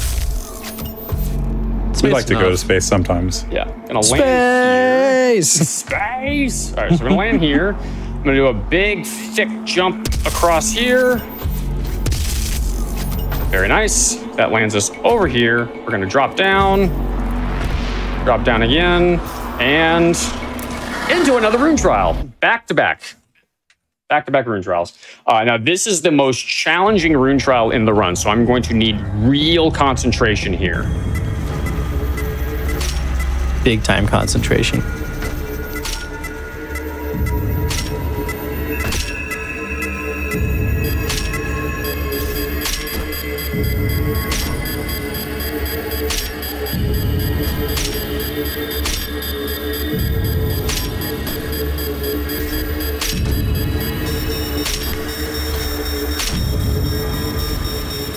Oh my, was that ever intense? Oh, man. Wow. Yeah, so the difficulty of that one is staying awake while you do it. That's why that one's so You're not difficult. wrong. All right, so now, chat, you're just going to have to trust me on this one.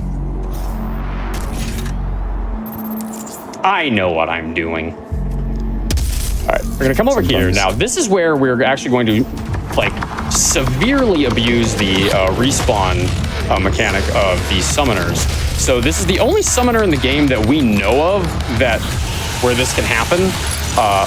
This summoner right here, she actually picked a really good spot too, which is nice. This summoner right here, for whatever reason, will infinitely spawn in demons in this spot. So, okay, now that we have the cycle kind of set the way we want, we're going to switch to the Gourd Kill runes, and I'm going to just kill a Hellraiser and a Hell Knight that are going to spawn out of this circle until I have the combat rating I want, because they'll spawn in forever. Can you move away from him, sir? There we go. Yeah, I just don't hit the summoner. I pulled out my I pulled out my notes from 2 years ago, and according to the notes, it sounds like you're going to be getting like 24 Hell Knights from this summoner. Does that sound about right? That sounds about right. I don't have a number for it. I just look at my combat rating and I know what I want out of my combat rating by the time I'm done farming. But 24 sounds about right, yeah. Yeah, which is a whole lot more than Ultra Nightmare.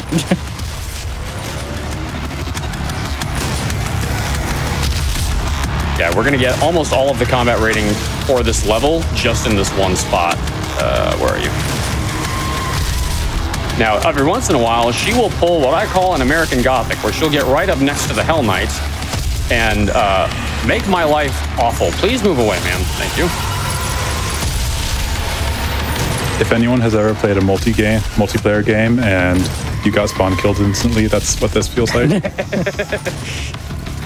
just in reverse for the demon. Yes. There's you.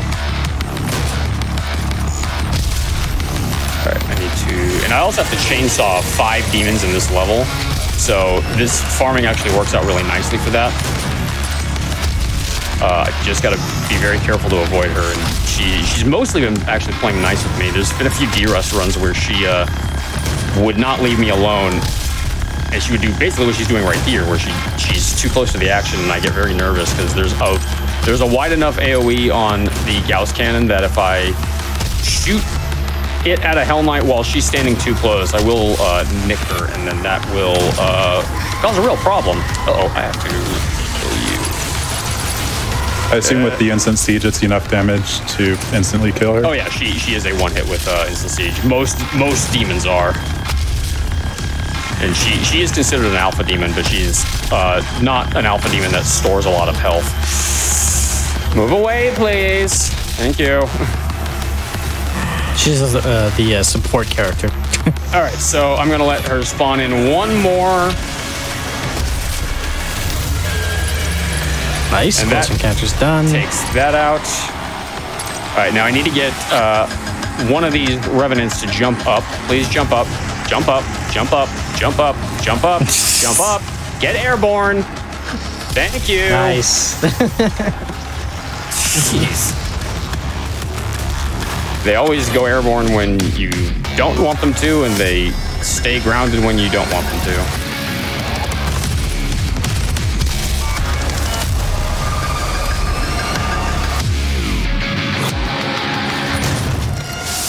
Wow, combat rating is mocking me right now.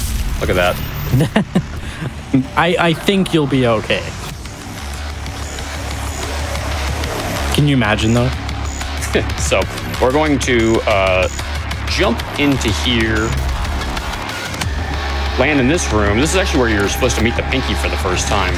We are going to instead use it to grab the chain gun, which we didn't get last level, and grab 2 codex entries, and then reload checkpoint. I forgot I had. If your frame rate's capped, the game does not like loading on the loading screen for whatever reason. It's very finicky about that. Also, since I am here, I might as well do whoop. There we go. Unlock tact scope. Get that ready for next level. Also, because this game is so frame rate dependent, we do allow capping frame rate just to make sure it's fair for everyone. And the frame rate, it varies depending on what you need. So we do allow having a hotkey to switch your frame rate. So just to clarify that. Yeah. Right, I'm going to come out here, grab this codex and the fuel because I was running a little low on fuel. And come back in here. Now there is an out of bounds that you can do here, but it is really not much faster than playing in bounds, and I might want to come back up here in a minute depending on how this next room plays out. So I'm just going to grab the key card and go through the door like normal because as you can see, it doesn't actually lose that much time. Oh, I want to go this way first actually. Discoveries here belong to me. It was mine before you even found Climb up here, grab the secret, and then head back down here. Unauthorized exploration. Gonna grab this codex right here. Yep, and this sometimes happens, and that's part of why I wanted to make sure I grab the key card, because sometimes even though you have the key card, it just won't open that door for you for whatever odd reason. I'm not sure I've actually seen that. Yeah, it's happened to me a few times in D-Rust runs. It was happening to me when I was going for world record attempts way back when. So we have the headshots mastery unlocked, so now we have to actually master it. And so we just have to get 50 headshots on demons, which isn't particularly difficult. We just have to shoot a bunch of them. I also have explosive shot ready to unlock as well. UAC tramline ready for departure. Just double checking real quick. All right, so that is the entirety of Origin Facility destroyed. And now we go into Advanced Research Complex. A real fun level.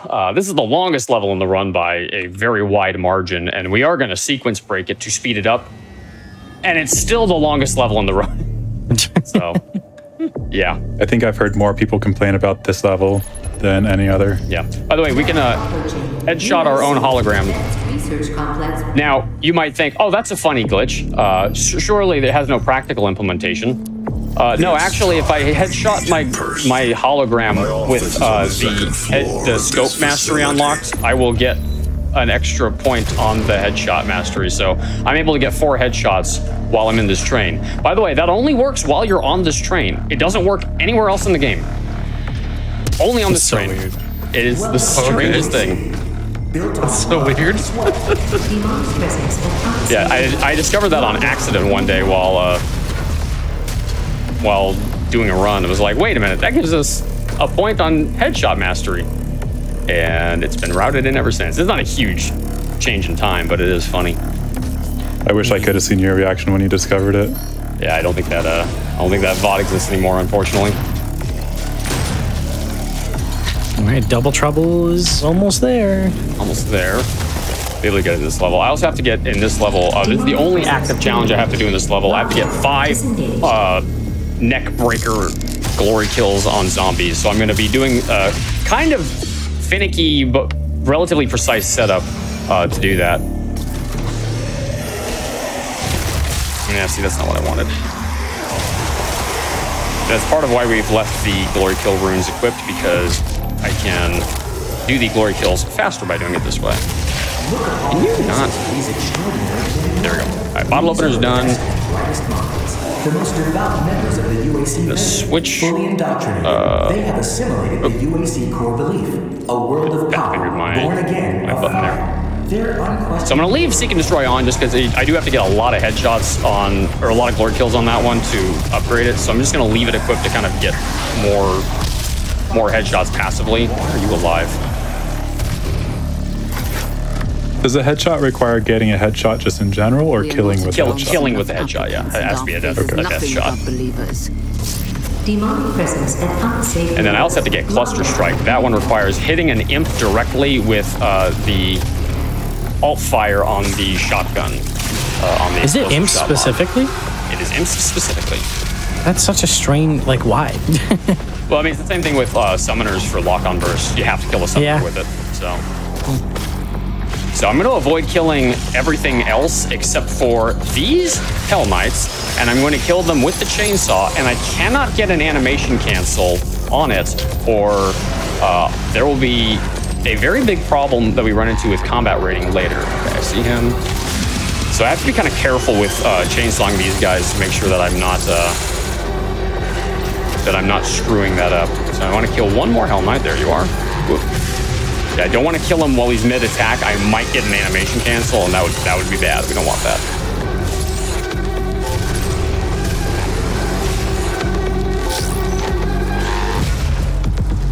Okay, so there's the 4th one.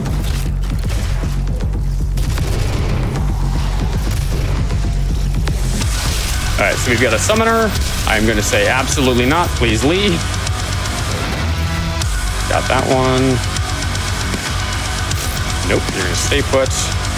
And you notice I'm killing the imps with the explosive shot mod because I want to. Would you stand still? Jesus. So I want to specifically get more ticks on that upgrade.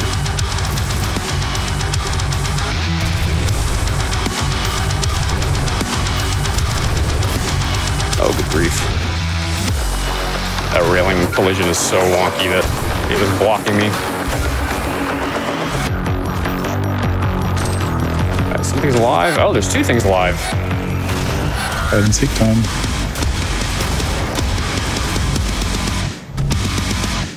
Demonic presence eliminated. What? Disengaged. Look at him go. He's going. I guess it's hide and seek tag.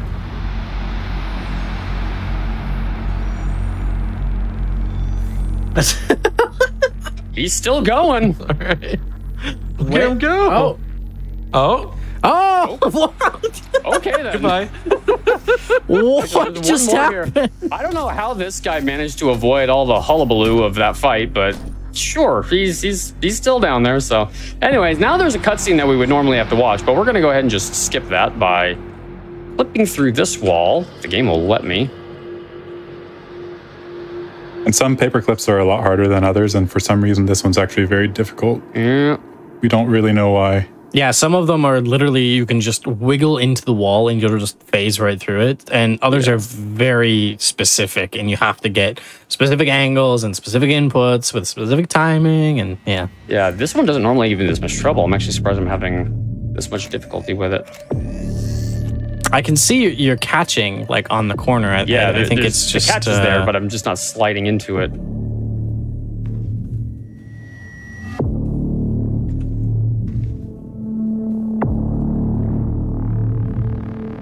This is weird. You can do it. I've never seen it giving this much trouble. I like to assume that when this is happening, it's just Doomslayer scratching his head on the wall. There we go. He's very itchy. Hey. Now it's scratched. All right, so that gets us out of bounds. Oh, I am very low on ammo. That's actually a problem. I should have sawed that last guy. All right, so we're going to line this up. This is very precise, by the way, in case that was not clear. I'm going to, I guess I'm going to have to just hoof this the long way. Get over here, but that's fine. This is totally doable that way. I'm going to line up over here, jump down, land on this door, and then climb back up. And the only reason why we have to do that is because if we try and go this way without going down that elevator shaft first, there's some zombies that are not going to spawn in, and we're going to need them spawned in. Oh, that was close. That was, yeah. Sometimes you just bonk that wall, annoyingly. But we need those zombies spawned in order to get back in bounds. And we're doing all of this because we are wanting to skip a cutscene that is ordinarily unskippable by any other means. So hopefully it's a little bit nicer this time. So it doesn't seem to want to be at first. It itches again. Yeah. You could try pistol zoom to get some additional control. That just slows me down so much that I'm not really getting much. You're not gonna get the catch. You need a little bit of speed. There we go. I got it. Nice. Okay. Nice. So we already got that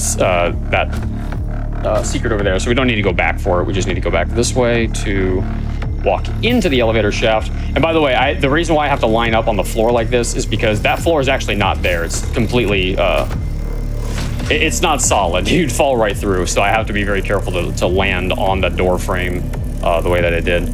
I'll line up here. There we go. Oh. Saved? Saved? Saved. Let's go. Oh. Hold on. Saved again. Oh. I saved it, but then I overcompensated. That's okay. Gotta love the out of bounds movement. You gotta love it. It's always so finicky. I was hoping that zombie would be respawned in, but I knew he wasn't gonna be. I was just wishful thinking. All right, so let's. Come on. Just the game, one pixel. The game just wants you to practice this clip more. Apparently. That's all. Yeah, I never had this much trouble with it in any of the D-Rest runs, so it's getting me back for that now. While we're live. All right, so we're going to drop down. Landing on the door, there we go. Nice button ups. I'm gonna try and actually do my old setup for this, just because it is a little bit safer to do it. Oh, good grief, it happened again.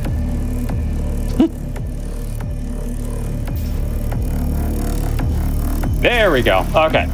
So this is Steve. Nice. I need Steve to come over here. Steve, I need your assistance. Name straight down and saw Steve open. Thank you, Steve. All right, vacuum's done. Thanks, Steve. I also blew up the barrel by mistake.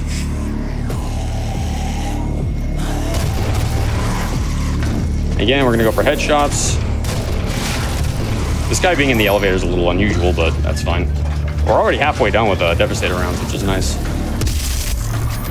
Because there's enough little nothing demons walking around. It's pretty easy to upgrade them here.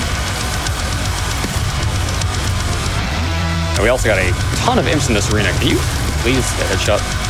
We got enough imps in this arena as well that we can work a little bit on Cluster Strike.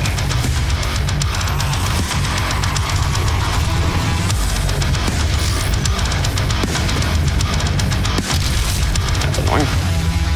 Okay, so we've got... can't get a stun bomb. Get those two guys. Cool. And then we're just going to look down, pop this Mancubus open, and that's the fight. Nice. Alrighty. And we're on to our next... go ahead, Dan. Yeah, it's another rune trial. So if you notice on the right-hand side, a couple of lost souls spawned in.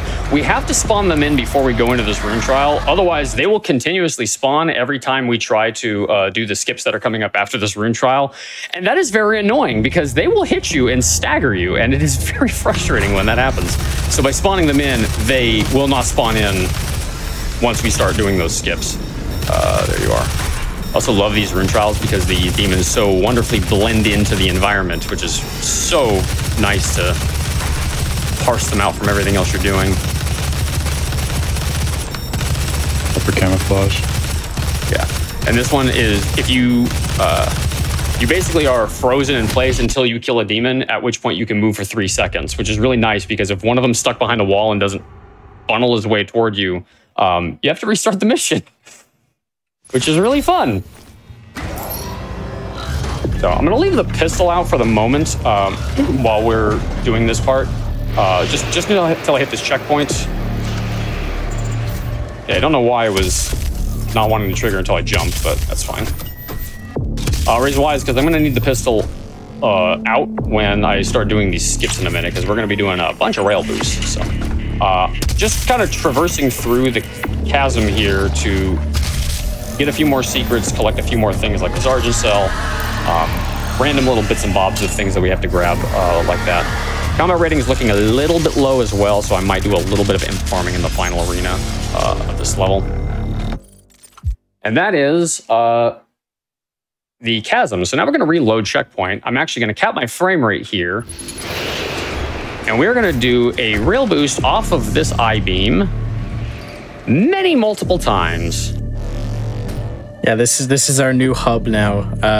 If you aren't familiar with the terminology from earlier, this is basically related to like 100% in all secrets routing, where essentially we find a very convenient checkpoint and rail boost spot, and then we abuse this like hub area that we call it, and we just go to all these different like collectibles and rune trials and all that kind of stuff.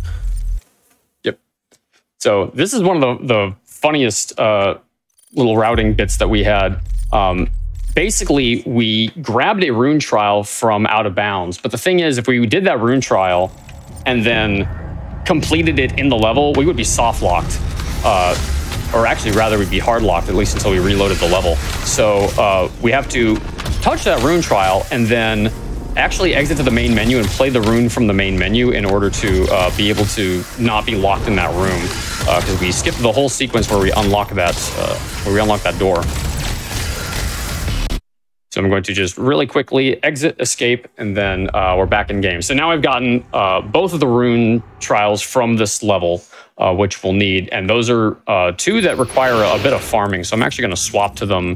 Not that one. I'm going to swap to them now. That way I can kind of get those done and out of the way. And we're going to do a little bit more traversing of this inner area here.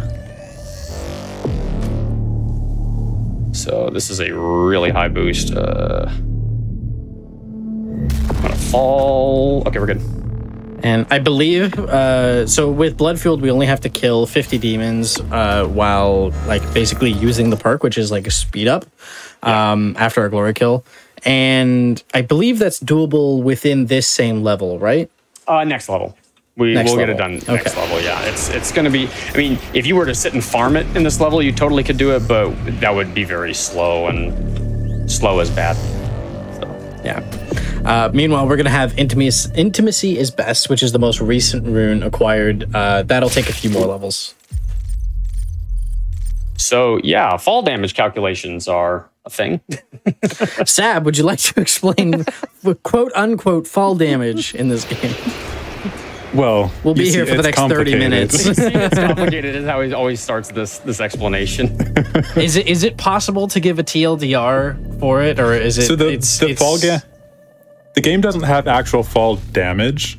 It will either, when you fall and hit the ground, it'll either kill you, it'll make you hard fall, which is an animation that's slow. It doesn't cause problems except it's just slow, and then the last thing is you just land without any effect. If you have flown up high enough in the air, it calculates how high you've flown, and it'll measure how far you are to a ground beneath you, and it'll essentially mark you for death sometimes. So if you've flown up high enough, as long as you're not in a rail boost state, it'll decide, yeah, next time you touch ground at all, we will kill you. If you're over a void, meaning if you're a certain distance above the ground, like a really insane distance, it'll actually just kill you in midair if it has marked you for death. So that's the shortest I can come up with. That's perfect. A good explanation, honestly. So going to reverse into this little vent from out of bounds, grab this doll, and then come back through here to grab this codex, just like that. Now there's one more that we have to grab, and it's kind of one of the more treacherous ones of these reloads that we're going to do. Going to line up on this beam. Okay, this is a good one. This is low enough I can still see what I'm doing. All right, and then I'm going to jump to this platform in particular. Line up off to the side, jump down here. I'm gonna land on this spot. This ground is really sticky right here, so I gotta be careful to not like fall in bounds by mistake. I'm gonna just drop down onto this door frame, hit the secret. I'm gonna try and land right here. Oh, and I jump back in bounds. That's fine. It's a little slower. It's not a serious problem. Just faster to go the other way around. Gonna drop down. That's fine. I tried to do the animation cancel, but it didn't work. All right, and that is going to be it for the middle part of this level, and then we can head straight to the end. So I'm actually going to jump up here, grab this fuel before we head into the end of the level, just because I'm going to want another fuel upgrade before we leave. Oh, yeah, that'll happen sometimes with rail boosts. They're not always so consistent that they work every single time. Yeah, I mean, they can be... They're so insanely precise. Yeah, they can be pixel precise, and even though we have a little tiny dot as a crosshair, it's not a single pixel. Somehow had a feeling that was going to happen when the level disappeared. Yeah, I think... I guess too high over the void? I don't know. Oh, it was over the void. Yeah, too high was not really an issue with that one. Oops, almost forgot the fuel again.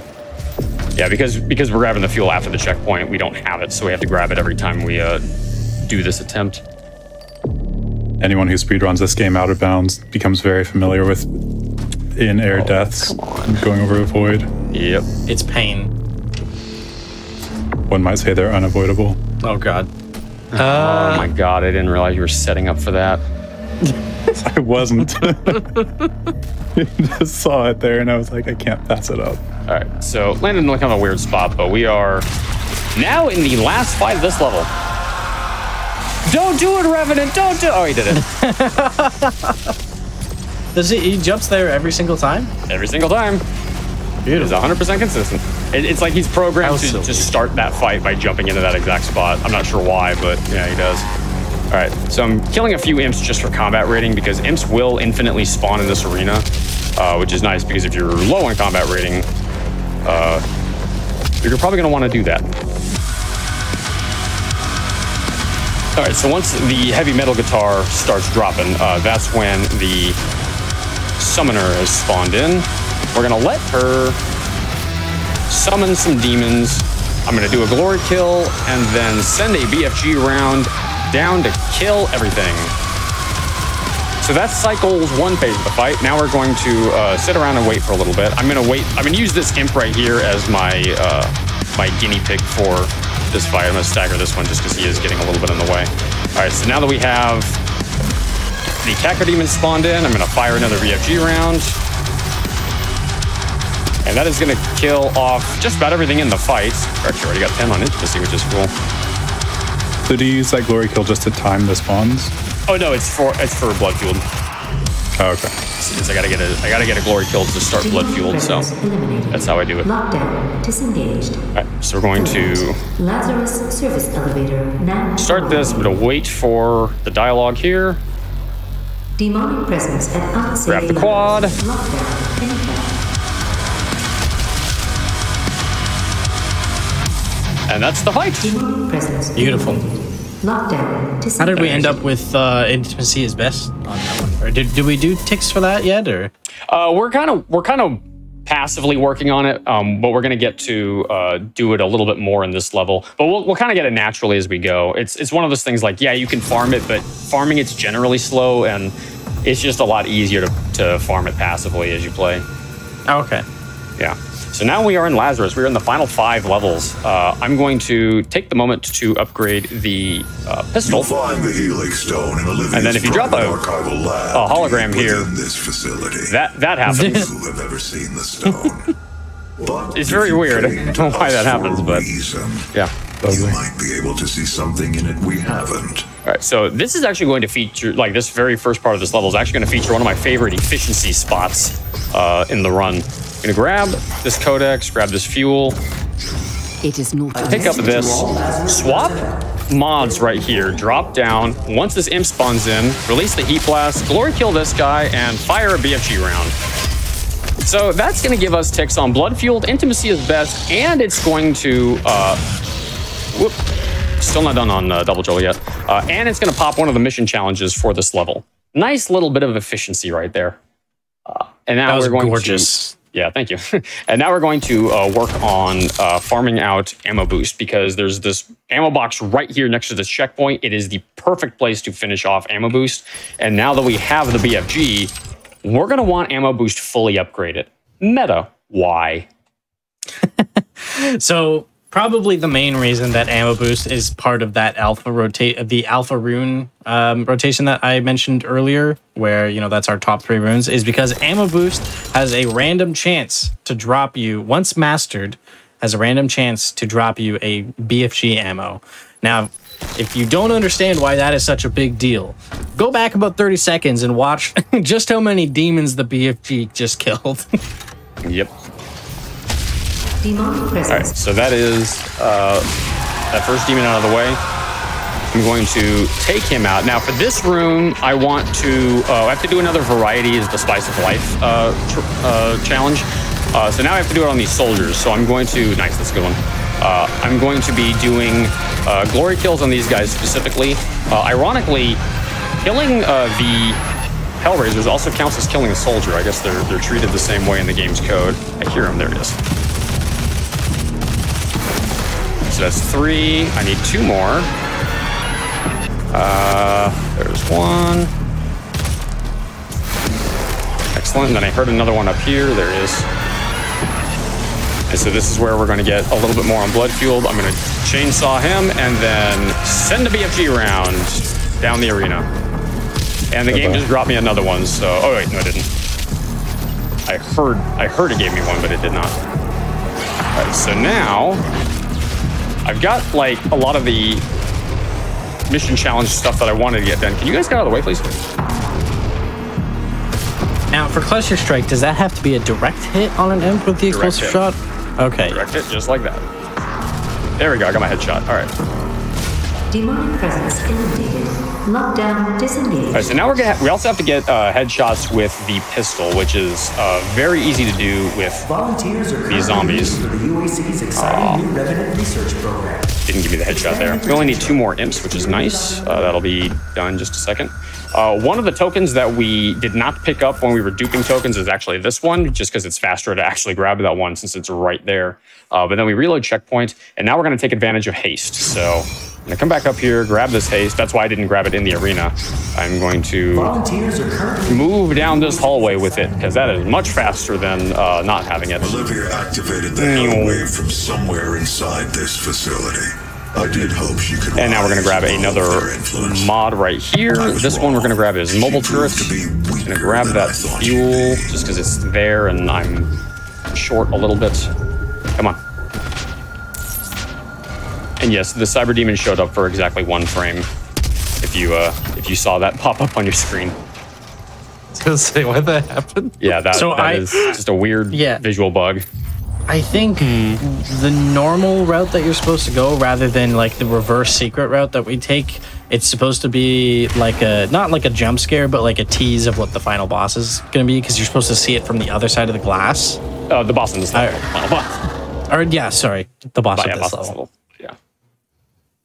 But yeah, it's if you go the normal way, you see him through the glass, which is very scary. And he walks across for like a few seconds, so I'm not sure why taking the secret route makes it like just like I don't know. Cause dude, I think it's actually due to how fast we go through it. It's not supposed to be that fast, but because we are just like bolting through that hallway. Ooh, this is bad.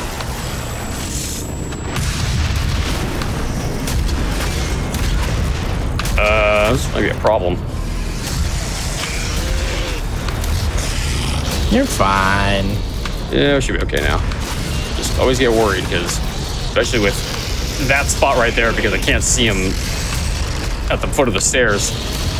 Oh yeah, something that's interesting is the difficulty of trials is usually different from the difficulty that you're playing on in the campaign. Whether you're playing on I'm Too Young to Die or Ultra Nightmare, the difficulty for the rune trials is, I believe, set to Hurt Me Plenty. Yeah, it's Hurt Me Plenty with some of the damage values just slightly tweaked. Why they did it that way, I'm not totally sure, but yeah, it's Hurt Me Plenty modified. It's very odd.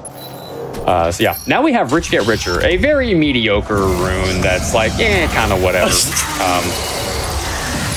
I'm just kidding, of course. This rune is extremely busted. Oh, Blood Fueled stun, so I can switch to Rich Get Richer now.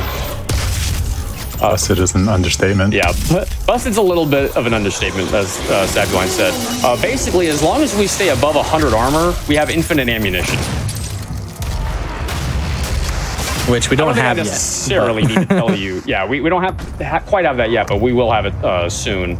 But yeah, that's a little busted. Also, once mastered, it gets reduced to 75, so you have about a 25 armor buffer to keep that infinite ammo. And yeah, ammo routing being a huge thing, especially in 100%. Keeping your ammo at infinite by keeping your armor up is so good. Huge, dude. All right. Very difficult to do on Ultra Nightmare.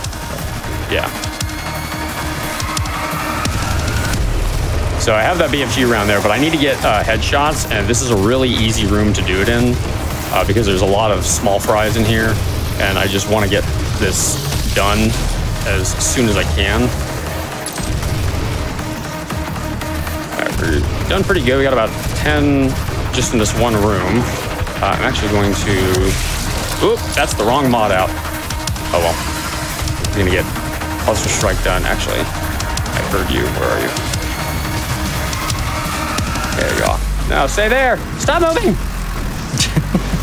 There you go. Cluster Strike's done. Let's go. Yeah, Cluster Strike ends up doing a lot more damage once you get a direct hit with one of the explosive shots. I would really love it if you would take a headshot, please.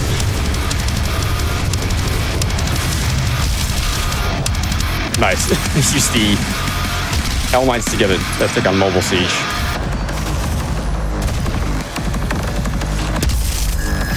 Alright, so this secret is literally just you have to push the button and you get the secret, so we don't even need to go in there.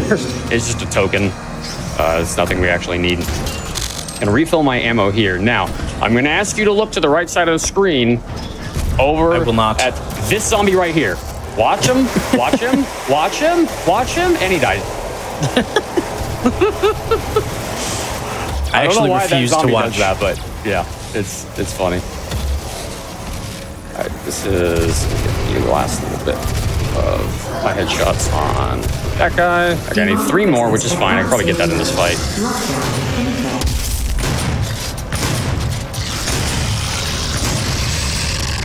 Yeah, you got him. I still need to finish. Need to finish Double Trouble. I still don't have it done yet. Should be fine, and that's headshots done. Beautiful. Oh, darn you. Come back here, grab the secret.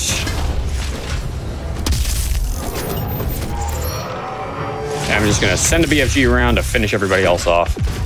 Demonic presence eliminated. But Dane, your combat rating is not finished. No, we are only at halfway. Well, that's because this level's only about half done, so. Yeah, so for some reason, Lazarus is split into what is essentially 2 different levels. Like, they're completely separate map files. The only quote-unquote level in the game to do that. Why? Also, we're going to play Candy Crush. Oh. It was Samuel. He led best them part of the to run. his tomb. Agreed. Please. Ooh, nice. Good one. The gate will be These open two. as planned. Nice. Switch to Cacodemons. All right, that's enough of that. Now, you might think, oh, Dane, stop being silly and playing Candy Crush. You don't need to play Candy Crush during a speed run. Actually, we have to interact with that computer in order to get one of the mission challenges. Now, obviously, in a regular run, we're just going to, interact with it and walk away. But anytime I show like to have this fun. one off, I got a meme on it a little bit, you know? It's funny. Yeah, we're going to start an unskippable cutscene. Well, it's unskippable in 100%. In other categories, there's, of course, a way to skip it, but in 100%, there's unfortunately no way to do so. You have to sit through it in order to start the fight that happens in this level. There is a way to dupe combat rating to skip it later in this section, but it's actually slower to do it that way than to just watch the cutscene, so... Crucible. We are stuck watching the cutscenes because it's actually faster, unfortunately. But the nice thing is, this is a good arena for this room. So this is called, in the game, it's called the Helix Room, which is what I usually refer to it as. Bite Me, one of the original runners for 100%, calls it the Pie Room because these different sections of the room kind of are split into pie slices. And one of the things about this room is that it has influence spawn. So imps specifically are only going to spawn within your field of vision. So if I just keep my field of vision focused right here the entire time, those imps will only spawn in that spot. Now eventually I'm going to have to turn away and aim at the rest of the room, and so I won't be able to do it for the whole fight. But for early on, it's really useful to just keep them all in your, all within this cone of vision that I have right here, because I can get a lot of ticks on mobile siege, which I'm going to want to be doing. So, just like that. Like Imp Daycare, just want to keep them all in the same area. So they're not running Imp around. Daycare. Kinda, yeah. Imp Daycare is a good way of putting it, honestly. You can even fire a BFG. I see an extra. Oh, but that would screw up your field. Yeah, that would screw up the spawns. Don't do that. Yeah, they're unfortunately being a little bit annoying with spawning on the sides, kind of weirdly. There we go. Okay, so we got a Hell Knight, which is a sign that we are progressing quickly through the fight. Some of these imps are just not getting hit by siege mode, which is really weird. Is it? Sorry, forgive me. Is it fully mastered siege mode? Nope.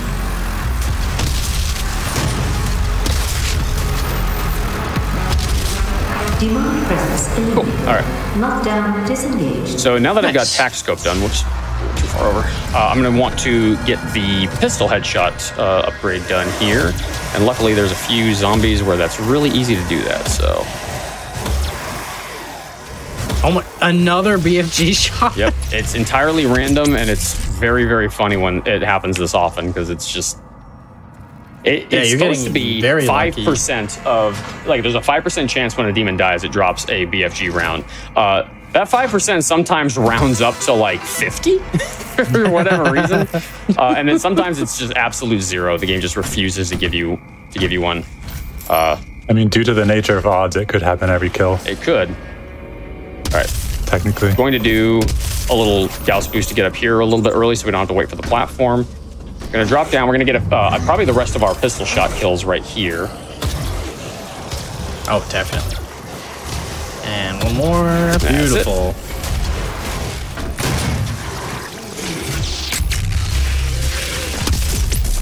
Intimacy is about half done, which is nice. And you'll notice that now that we have 100 armor, there is an infinite symbol next to my ammo. This was so broken that they took it out of Doom Eternal, which we were very sad about. It's the sort of thing that if you didn't know better, you would think was a glitch that's not supposed to happen. Very, very true. All right. And then we are in the final rune trial of the run. So this is saving throw. This is probably going to take a few attempts because if I get hit one single time, I am dead.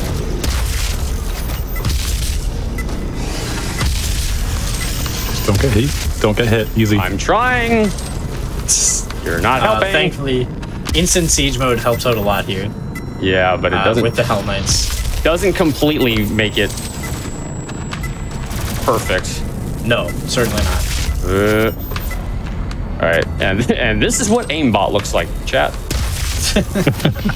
So luckily, didn't get hit there. In all my D-Rust runs, I got smacked around by 4 or 5 times before I actually got out of there. So, all right. So now we have saving throw. We're not going to upgrade this until next level because there's just no good reason to bother doing it here. And now we're going to go into what the developers called the Imp Room. So I'm going to swap real quick to, where is it? In-flight mobility. Oh, beautiful. Oh, the Revenant. Wow, that was weird. Yeah, kind of weird, but not a big deal. I'm not really like after doing that specifically. All right, so I have to get in-flight mobility done, and the easiest way to do that is to just shoot at demons while jumping. As long as the demons die while I am mid-air, then it counts, and you'll notice that we are already halfway done with it. We are most of the way done with it. And we are done with it. And done. Yeah, that's so awesome. Like you're on trampoline. A little bit. All right, and that's the max, which means I can throw a BFG round. Nice and easy. There's actually a BFG round dropped in the arena, but we don't actually need it. Yes, I did just jump through a gate. You did not miss-see that. And now we are going into the first boss fight. So yeah, the first boss fight that we fight after acquiring the last rune. This game's got some weird pacing in some places, and this is one of those places. So I'm gonna just double check my ammo is good here. All right, now Mr. Shasta, sir. Hi. I'm gonna have you decide which weapon we use for this fight. So, all right. I'm going to set it up real quick just to make sure that we can kind of do everything properly. So I'm going to throw the BFG round. Now, we've got the shotgun, we've got the super shotgun, we've got the heavy assault rifle, we've got the chain gun, we've got the plasma rifle, we've got the Gauss cannon, we've got the rocket launcher, and we've got the pistol. Which one should we use for this fight? I'm feeling pistol. Pistol? Okay. Pew, pew, pew, pew, pew, pew, pew, pew, pew, pew. Okay, the fight's over. Yeah. Okay, so what actually just happened is, okay, so the BFG has 2 parts to it. It has the projectile and it has what we call the tether. The tether is that green beam that connects to the enemy. And if you open up the weapon wheel while the tether is connected to the enemy, which you can see here, the health bar is not going down, but it is doing damage per frame. Yeah, we can just basically kill them in like 8 to 10 seconds. Yep. Something like that. And luckily that fight, they actually give you 2 BFG rounds, one in the first phase, one in the second phase. So it's nice and easy. But yeah, that takes us into the Titans realm. Now that we're actually like right on the 2-hour mark, I think this is actually a great time to take a break. I would agree with that as well too. Pause. So, pause right there. But yeah, we're gonna take a little break right here. Got keep the lights on in the studio and everything and all that. We'll be back very soon for the rest of the runs. So stick around, everybody, for more exciting Doom action. It's been really cool to watch, honestly.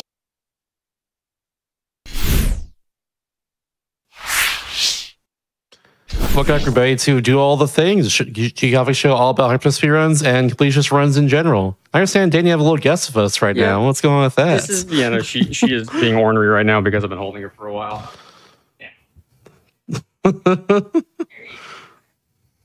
She is not going to be happy with me for a while. Hi, bye, Vienna. Bye, Vienna. All right. Are we good or? Yep, anytime you're ready. Cool. All right, so let's jump into Titan's Realm. So let's count this down in 3, 2, 1, go. So Titan's Realm is the first actual proper hell level, because technically Cadinger's Sanctum that we were in before was Purgatory. So this is actually the first proper hell level. We have 14 weapon upgrade points, which is perfect. That's exactly the amount we need in order to know that we have 100% of everything that's required, except for codex entries. We can't prove that we have all the codex entries yet. We'll find out at the end of the run. So we have a scripted fall animation there, and then there's a few demons that you have to fight here. We're going to actually skip all of them by running up past these guys. Now I'm going to try and get one of the mission challenges right here. Very nice. Nice. Going to run through and then throw a BFG round down this way. And that is everything dead. Beautiful. Do you need the combat rating from the bottom, like the Mancubus and the Cacodemons that are outside? Yeah. Okay. But luckily that manages to get it every single time, so. I only asked because I had a routing idea, but I'm going to scrap that.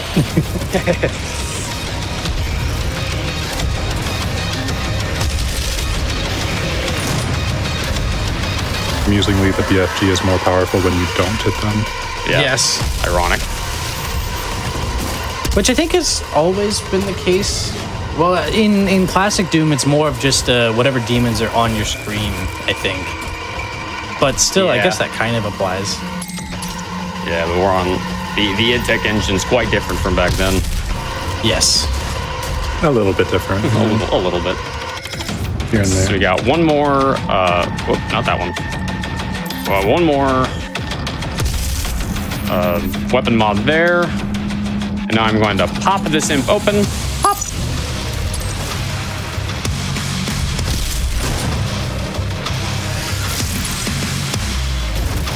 And then I have to get 5 demons killed in one deployment of the mobile turret, so I'm just going to kind of leave it open. There you are.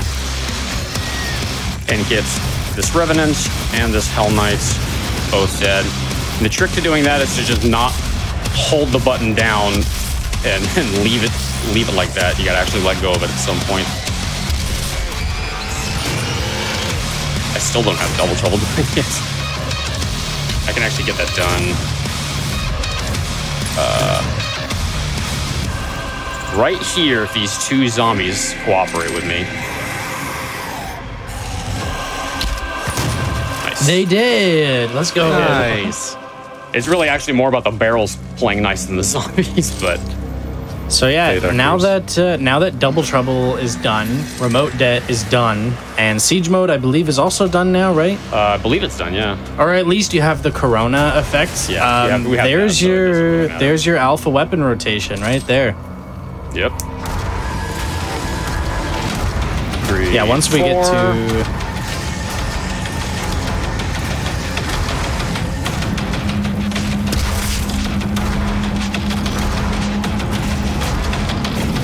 Those guys dead.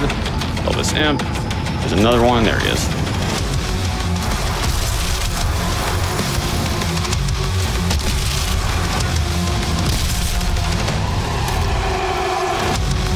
Kill that one. Then this imp dies. Oh, something's alive. Ah. Found the culprit. There you are. All right, now we have to get a DFA on this guy, which is actually pretty easy to do with a Gauss jump over him. And then I'm going to...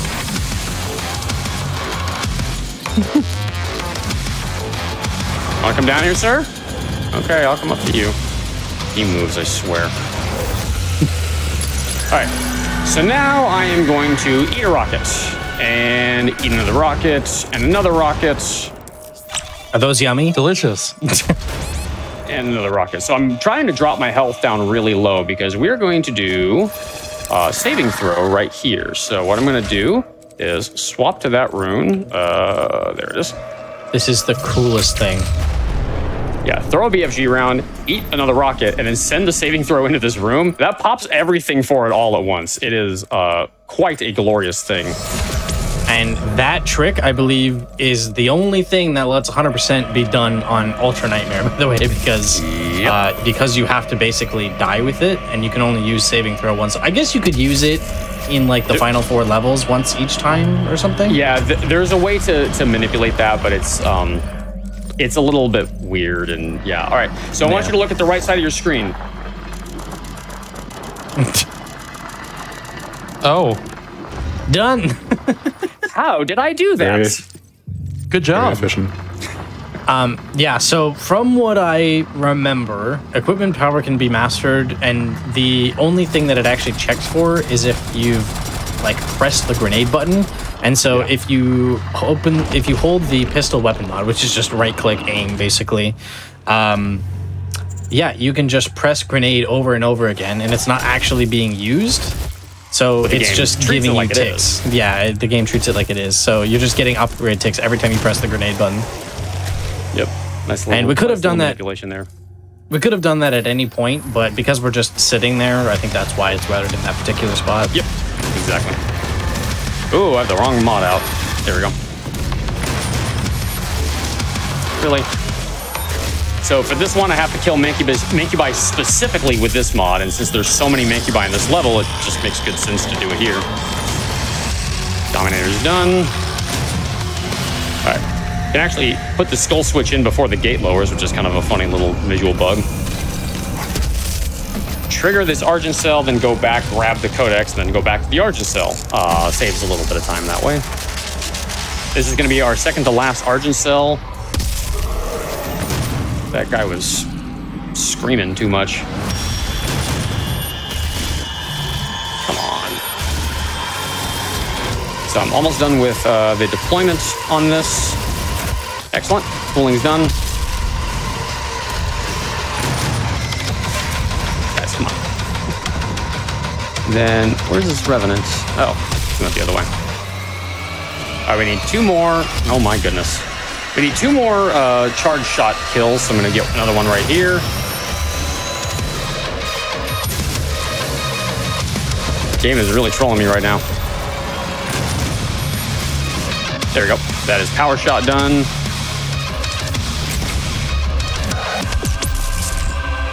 Oh. Ooh, everything's fine. That was a little dicey there, but we're okay. Yeah, if you get caught in that thing's collision, it could kill you. So luckily that didn't happen. If it did, it wouldn't have mattered too much. We just hit a checkpoint. So we're actually going to backtrack. Now, technically speaking, it is faster to actually get this out of bounds at the very beginning of the level. However, it is slower when I do it because I'm not very good at the out of bounds of this level. Divine figured this out. He was, of course, much better at out of bounds shenanigans, so he was able to do it faster than I was. So for him, it was faster. For me, it's faster to do it inbounds. Because, yeah, Divine was much better at the out of bounds stuff than me. And that's okay. It is true.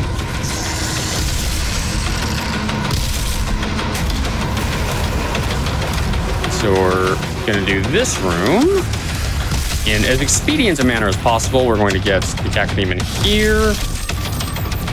Another one here. We're going to get 3 Mancubi.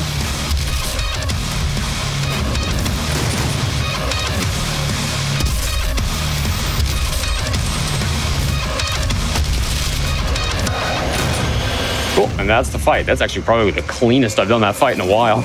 Let's go. That was sick. All right, so we're going to grab this last rune trial in here. We're going to go out of our way slightly for this mega health. That's going to pop another tick on Rich Get Richer. That one's always delayed a little bit. So in here, you're going to get imp spawning here, spawning here, spawning here, spawning here, and then again, right here, right here, right here, not right here. I don't know why they skipped that last one on the second round, but they did. Kind of odd. They ran out of budget. They couldn't hire anymore. I guess so. It wouldn't be the first game id Software ran out of budget on. All right, so we're gonna get a last 2 ticks on the multi-charge, just like that, or multi-targeting rather. And that is that fight. So we are making swift progress to the end. All right, and that takes us into Necropolis. This is the probably one of the shorter levels in the game, at least after the first 2, once you start getting into actual combat. But this is also going to have the second boss fight in the game. A brand new boss, actually. This is the only boss fight that is actually kind of brand new, because the Cyber Demon fight that we did 2 levels back and the final boss are homages to the original Doom. Yeah, this one's going to be a brand new one. So for this first little thing I'm going to do here, I'm going to kind of run past these guys, jump up here, climb out of bounds, and then do a nice big Gauss boost to get into the classic level here, and that's going to pop that secret. That way we don't have to go pull the lever and do it the hard way. Now I have to kill demons with explosive barrels, which is kind of unfortunate because there's only a few in this level, and they're all at the very beginning. Stubborn little lost soul, didn't want to die. Gonna trigger that Argent Cell, grab this rune trial, and then go back and get the Argent Cell. Nice little time save there. Bite Me credited me with figuring out that optimization. I don't remember that, but I'm going to take his word for it that was me that figured that out. Yeah, we take those. Yeah. Okay, so luckily this guy didn't die. Sometimes he dies if you can't path to him because he's just kind of annoying like that. What I'm going to do is... So I have to kill this dude with a pistol. Just like that. Nice. And then I'm going to swap back to... Intimacy now. I took Intimacy off because having that one on makes that kill a little bit harder to pull off. Gonna run in here, grab the skull switch, blow those guys up with the barrel, take these 2 out, and since I got Pin pops a balloon already, I can dispatch this guy as quickly as I can. Gonna finish this challenge right here on those 2 guys. And the stun bomb to blow up the barrel is so nice. Yeah. We're going to get that challenge done here. So we now have all of the challenges for this mission done. I'm going to upgrade Stun Bomb now that I have enough points to do so. And we are going to, once this thing will reload, there we go, start working on this. So I just have to kill 30 demons while they're stunned to upgrade this, and that's it. So nice and easy challenge, but it's one you do have to be a little bit actively thinking about if you're not, like, if you're not somebody who uses Stun Bomb on a regular basis. You 2 are too spread out to get both of you. Oh, there's that one there.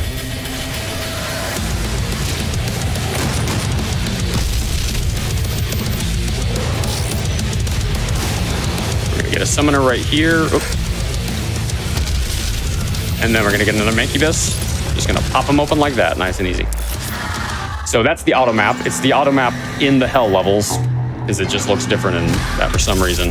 Now you're probably sitting there, you know, watching everything that's going on and thinking, man, how does he keep track of all this? And you might think that this run is very complicated, but really it's dead simple.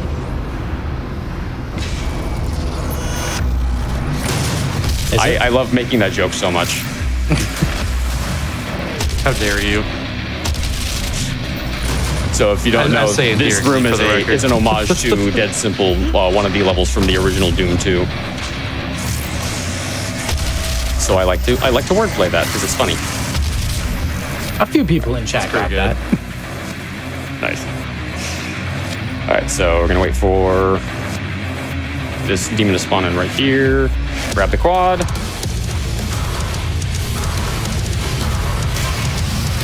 And very nice. Oh, it actually killed them all. I hit some like weird collision model and thought, oh well, I can't get everybody dead now. Somehow that guy survived, but it managed to kill all 4 of the Mancubi. So that was very lucky. So we do all that to do that fight very quickly. Get out of here. Rich Get Richer is almost done.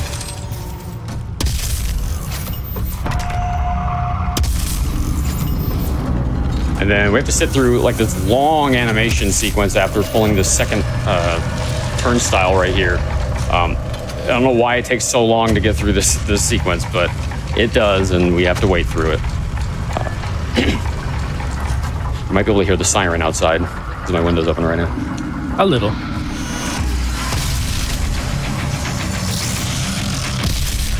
Cool.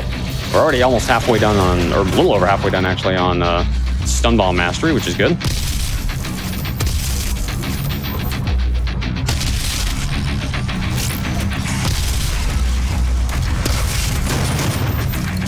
We are one away on Intimacy. Ooh, and they gave me a BFG round. Let's go. Nice. Right in time for the Barons. Beautiful. Yep. The Barons didn't drop you collect one, which is it? unfortunate, but oh yeah, he was sitting right next to me. Oh, okay. So okay, that was weird. I got a rail boost off that door, which is kind of easy to do if you jump on it. It kind of pushed me into the ceiling a little bit. I'm gonna jump across this. Take these guys out. Now these platforms have some wonky collision on them, so if you're not careful, you could die just inadvertently, so I gotta be real careful. Drop down here, do a Gauss boost to climb up here. Ooh. That jump's scary. Yeah, and I almost jumped backwards off of it. All right, and this is gonna give us our last weapon mod of the run, which we are not gonna use yet. We're not gonna upgrade that till we get to the end of the game, actually. The worst weapon mod in the game. Agreed. And one that they also ported into Doom Eternal on a different gun, which is so weird. Which ends up being one of the best weapon mods in Doom Eternal. Yeah, go figure. It's like they took everything that was crappy in this one and made it awesome in Eternal, and vice versa. Which, yeah, I mean, to be fair, that I don't know if that was intentional, but it made things interesting. Yeah, switch things up.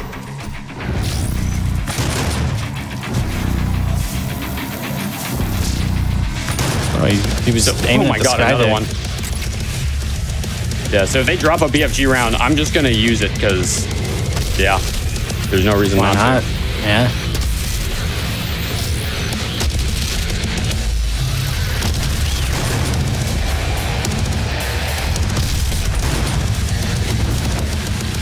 And that's the fight.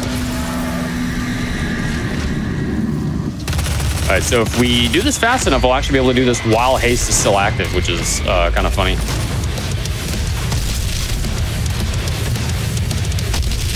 Also, yeah, especially like against these Barons, you can really see the true power, and with haste as well, you can see the true power of the Alpha Rotation, which again is the rocket launcher, super shotgun, and the Gauss cannon. Unfortunately, I lost my armor, so I don't have infinite ammo at the moment. So I gotta be a little bit more stingy. Whoa! He popped up right next to me. All right. He's just chilling. So grab this. We had to shoot the Icon of Sin to get that doll to drop earlier. That's why you saw me do that random shot. It wasn't for fun. It was to do that. I'm gonna spawn these guys in, and then one BFG round takes out all four, and that is the fight. So now, if you've ever looked at a hallway and thought, no way, there's a boss fight at the end of this hallway, as it turns out, there is. This boss is the bane of my existence. It's the only thing holding us back from being able to do a pacifist run. Yep. This is the one thing that prevents a pacifist run. In any percent, you can skip every demon fight except for this one. So, luckily, there is a way to do this. Now I'm going to have to time this. Sweet. Yeah, that looked a little weird, but I saw the health bar dropping, and I thought, oh, we're good, but then it didn't quite pan out that way, unfortunately. That's fine. We'll just try it again. There we go. That's what we want. See that health bar drop like crazy fast. The timing on that shot and pause is very, very tight. Very tight. Cool. And that is phase one. So yeah, that shield is what causes problems in this first phase, and that's why I had to reload checkpoint in there. Because unfortunately, it just sometimes doesn't play nice. once in a while, they'll drop a BFG round. He didn't do it there, unfortunately. So, anyways, folks, what's better than 1 Hell Knight? 3? 2 Hell Knights. Well, 3 total, but 2 Hell Knights. And luckily, these guys don't have a shield, so we can just throw a BFG round and drain their health. Interesting. And do you keep that third BFG that you have for something else? Or? Oh my god, stop hitting me. Oh, dude. I'm going to blame commentator for that one. They didn't get the memo that you're on a speedrun. Yeah, we want to keep the BFG rounds as much as we can because we don't know how RNG is going to play out in the final 2 levels. Yeah, that's fair. Unfortunately, we didn't get the fast kill. So you can get that first glory kill twice if you kill them fast enough. But unfortunately, the health bars acted really weird, and then that guy just bullied me. So didn't quite work out the way I'd hoped. All right, we're going to hit the wrong button, and that is the Crucible, which will come back in Doom Eternal. If you haven't played Doom Eternal, Crucible and Doom Eternal is so cool. It's such a cool weapon. I don't know. It's a cool weapon. I prefer like the model of the 2016 Crucible. True. Yeah, I could see a case for that. Like the bone elements, I think, are just gone from the Eternal Crucible. Yeah, I mean, I'm just talking about like gameplay wise. It's so gameplay cool. wise, yes, of course, yeah. Yeah. So yeah, we are in the final 2 levels. This first one is Vega, which is certainly not a polarizing level at all. No strong opinions are had about Vega. Certainly not. Certainly not. So one of the kind of annoying things about this level is combat rating behaves very weirdly in this level. Sometimes you just don't get combat rating. Luckily, in 100% with the route we're going to do, that's not usually a problem. But it took like a long time to reroute 100% Ultra Nightmare to avoid missing out on full combat rating, because that was actually an issue that the devil bite me for a very long time. So we got a variety challenge here where we have to get 5 different glory kills on imps. So far, these are working out nicely. All right, Terry and Sam have stayed behind. Unfortunately, William has decided to climb the rafters, so I need to manipulate him down here. William, there you go, bud. Oh, nice. I didn't know you could do that. Oh, I got a repeat kill. That's fine. There'll be plenty of opportunity for more glory kills on them. So we're gonna do another paperclip. This one's incredibly annoying, but actually got it pretty quick that time, which is nice. So we're gonna land. Some people love that paperclip, some don't. Yeah, it's tricky, but if you know a good setup for it, it's usually pretty consistent. So I'm gonna hit that secret from out of bounds, jump up here. I'm gonna do a Gauss boost to get up on this platform. Now this is where things can get a little bit dicey, so give me a second. Darn it. Clip back in bounds. That's fine. Doing it the second time is actually a little bit easier, so because you don't have to do quite as big of a jump. Hello? I'm stuck. I think, did I get this one? I did not. There we go. Cool. So that challenge is done. So I can just nerf these guys. And we're gonna do this again. Now you might think like, well, why wouldn't you just play this part in bounds? You're gonna see why. You really want to do this next part from out of bounds because it is an enormous time save doing it this way. Also, you're gonna get dizzy. And who doesn't like to get dizzy? I love to get dizzy. Yeah, this is... I got into it like almost immediately last attempt. There we go. There we go. Let's still behaving a little weird. There we go. All right. So I'm going to do like a lazy boost to get down here, land on this. Got a hard fall. That's totally fine. So we're going to jump back in bounds from out of bounds. And we have now spawned in every phase of this fight at once. Oh, wow. Oh. What? So, why does that happen? We don't entirely know. All we know is that we're about to get very, very dizzy. So have fun, chat.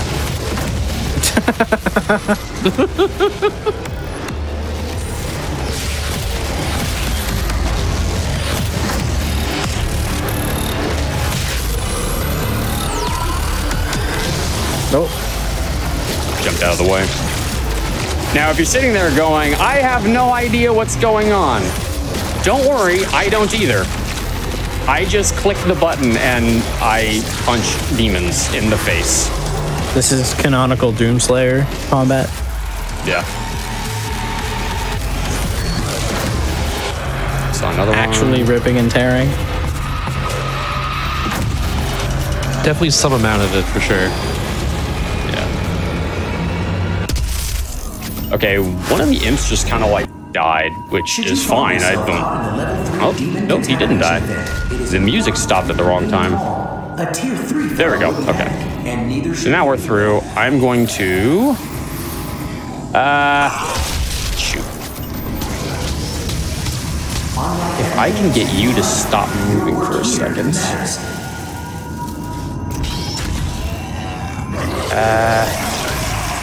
You're setting up for Gore Pinata, or? No, I'm setting up for the last tick on Siege Mode because it's not done yet. I can do it here. Yeah, so if I can get these two to come out of hiding.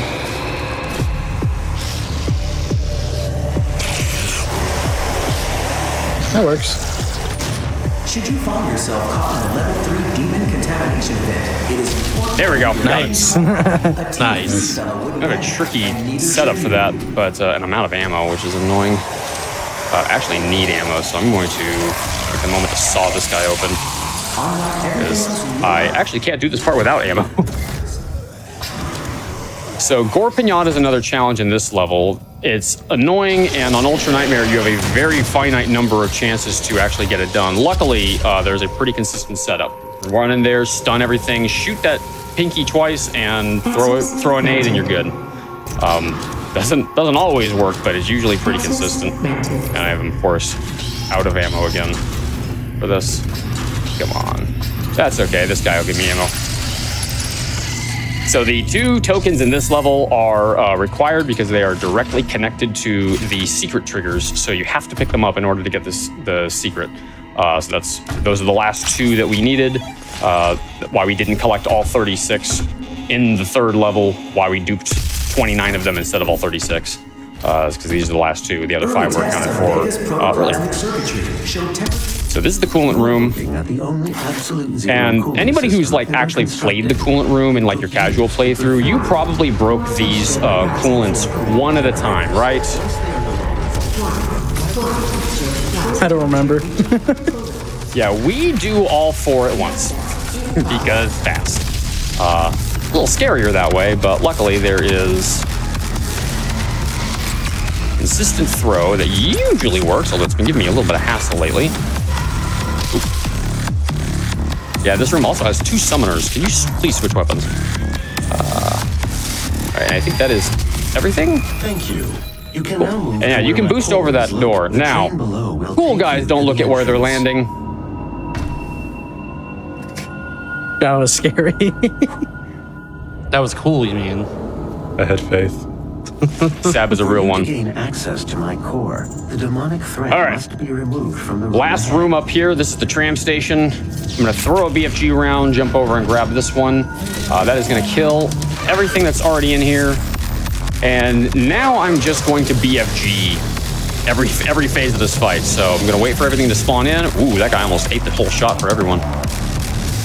That's going to kill enough things. Normally it does, although a few things I think escaped there. There we go. Going to throw another BFG round. That'll hopefully clear out the arena. I'm dropping the hologram just to make sure that they don't come after me, that I can keep them consistently aiming at their friends instead. Do I have... Oh, I don't have these 2 on.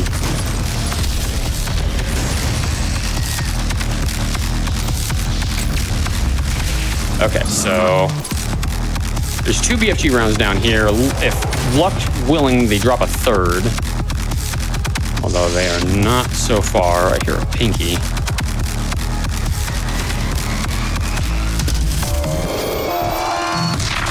Although I don't see him.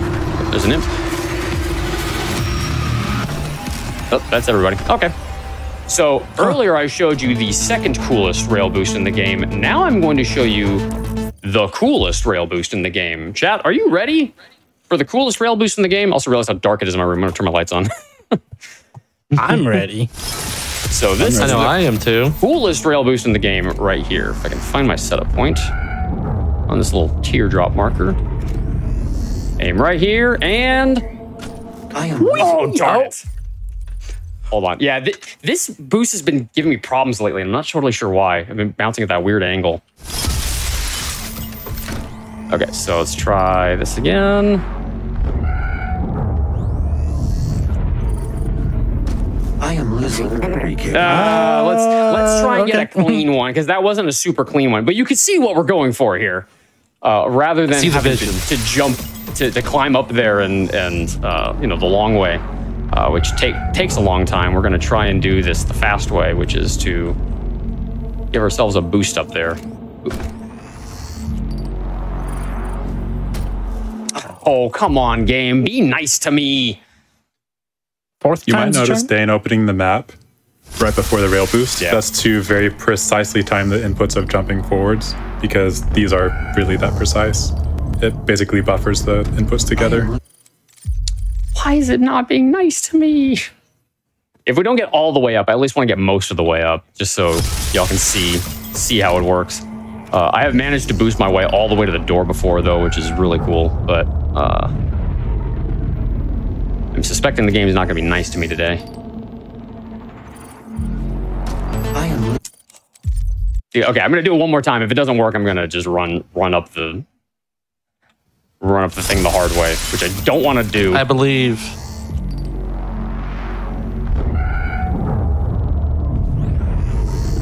With Shasta's blessing? No. Shasta, what happened? We're gonna try one more time. I don't know. Since Shasta cursed me. I don't believe anymore. Okay, Reverse psychology? I bless you this time.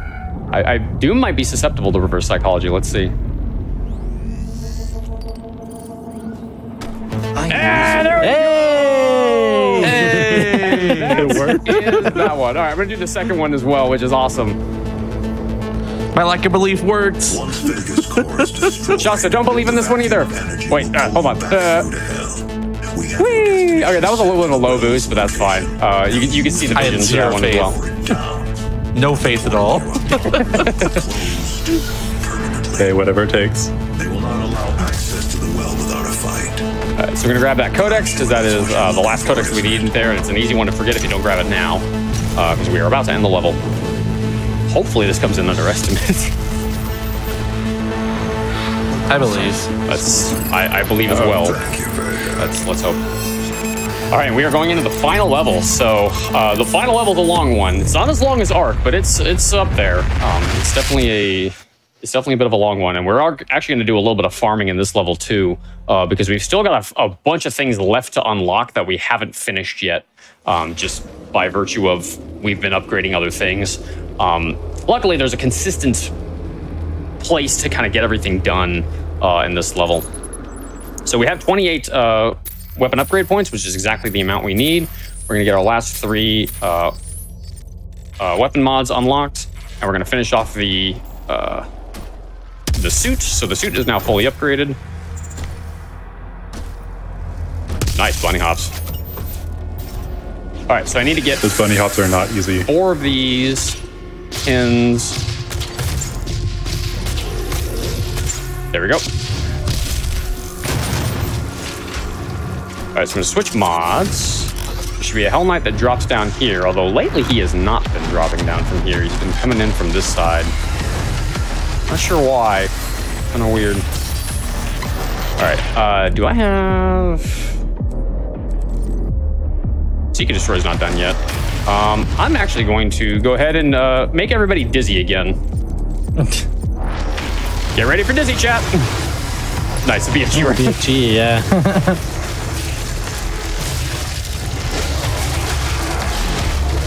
So really only did that just to finish that last little bit off Seek and Destroy. So I think the only rune we have left to upgrade is I think Rich Get Richer needs 1 more tick, and then we have to do Armored Offensive, which we haven't touched because we've been waiting until this level to do that one.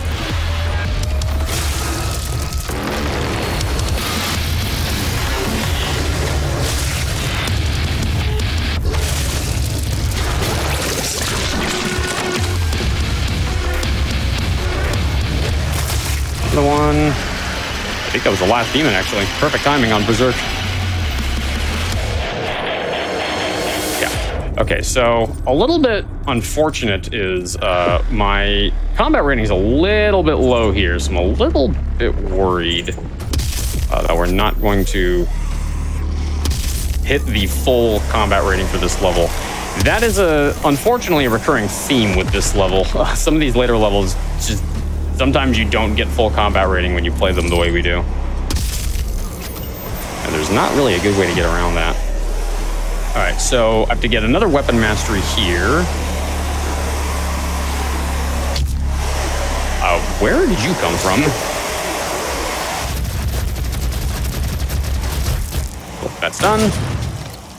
And now we're gonna do what's called Liberate Jump.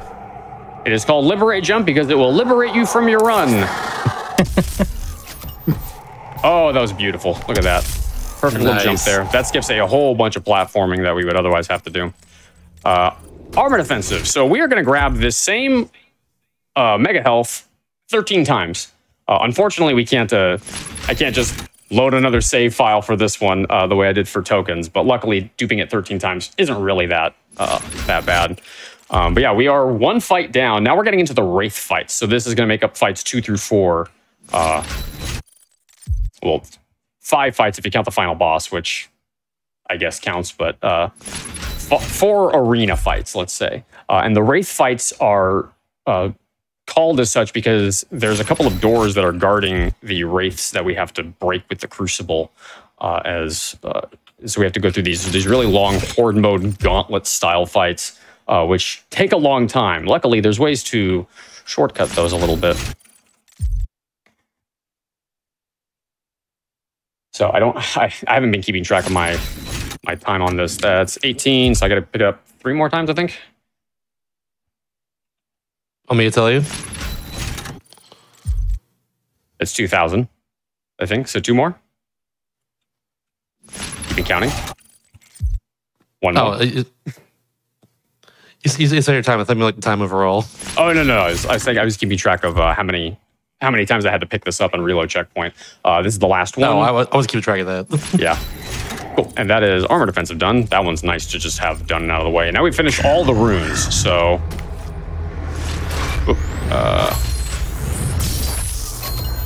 Oh, he did the thing where he disappears because I shot him. There you are. So I have to get headshots on those guys. Oops.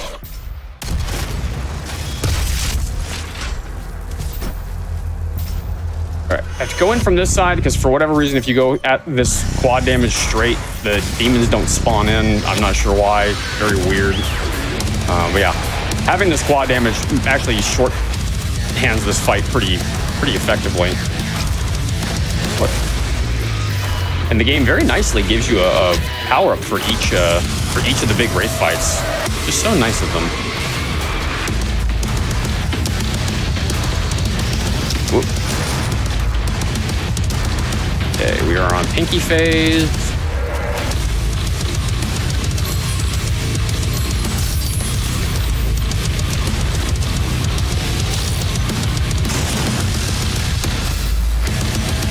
All right, I'm waiting for, there they are. I'm waiting for the Hellmites because I need them for the weapon mastery.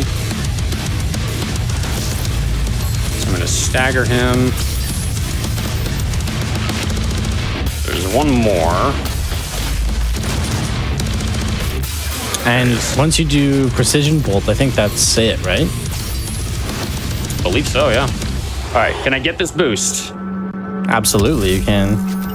Oh! I hit jump early, so I missed it. Yeah, you can get up there without having to like do this walk around, but I sadly did not quite pull it off. The walk of shame. So fun thing is there's a checkpoint right there that you can load and you can skip the rest of that cutscene. Not sure why they put the checkpoint there, but nice for us, we can skip the rest of it. So pushing the skull switch opens up this side door right here, which lets us go through it and get the other 2 secrets that are here. One of them is the classic level. The other is what the game calls a skull switch secret. So we got one of them already. We got this one, and then there's a third one after this next fight. We need to get all 3 because that is a mission challenge for this level. And the nice thing is about that skull switch is there's a BFG round right here, which I can't even pick up because I'm already full. He must not be allowed to free them. There's a Hell Knight. There we go.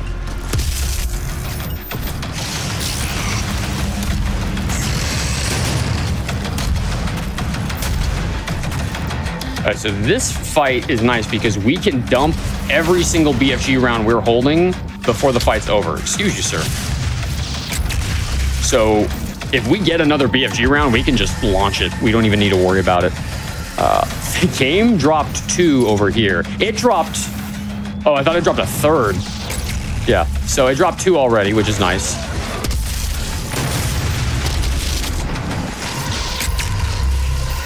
So I'm still holding on to 2 more, and we are phasing through this fight really fast, actually.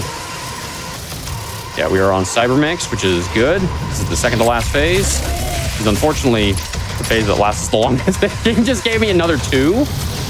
Hello, RNG. All right, that challenge is done.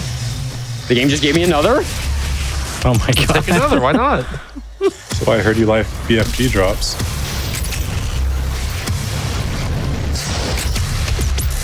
Sure, throw it at the imp. Why not? We're rich in BFG here. Yeah. So this one is one of the ones we actually have to hold on to. So I'm okay. Now I'm at 1 effectively, so I can throw another round.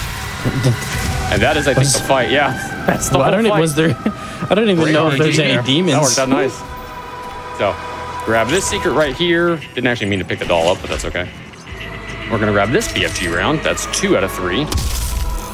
And then this cutscene we actually can't skip, but watch how desync the audio gets.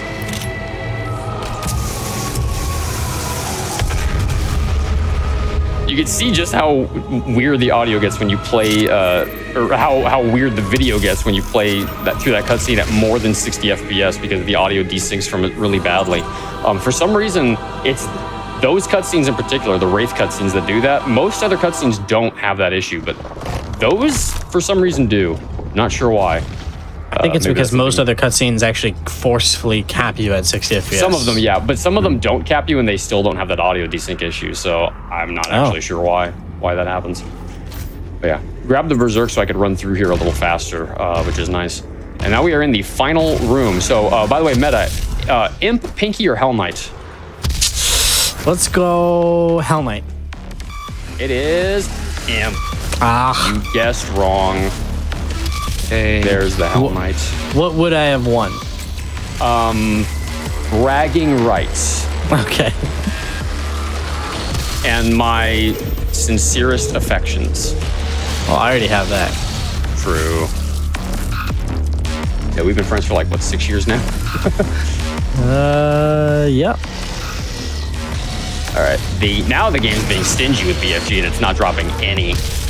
So I'm gonna have to do some of these the hard way. I can't just throw all my BFG rounds here. There's one.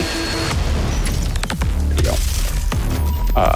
Can't just throw all my BFG rounds here because I do need to actually save a couple for the final boss fight right after this. So where? I can't. I love these orange-colored demons against this orange-colored background. There we go. This is the phase we want. Okay, so we're gonna throw a BFG round, run over here, grab this quad, stun this guy, boost backwards. That's not good. There we go. Nice. Oh, that challenge is risky because you only have one chance to get it in this level, and if you miss it, you have to redo this whole fight, which is really unfortunate. Luckily, we also got combat ratings, so we are on track for 100% as long as I got all the codex entries. Nice. Earlier in the game. So this is not going to be an episode of do most of the things. Thank goodness. That's good. Be a full-blown episode of do all the things. Hey. All right, we are going into the final boss fight. So fun fact, Meta and I actually got to meet the voice actor for this character, Olivia Pierce. Super sweet lady. She was really, really nice. Abby Creighton. She does a lot of audiobooks and things now, but she was super, super sweet. It was really fun meeting her. So I'm going to throw a BFG round when she moves, stun her, and then throw another one. And we're going to BFG glitch her.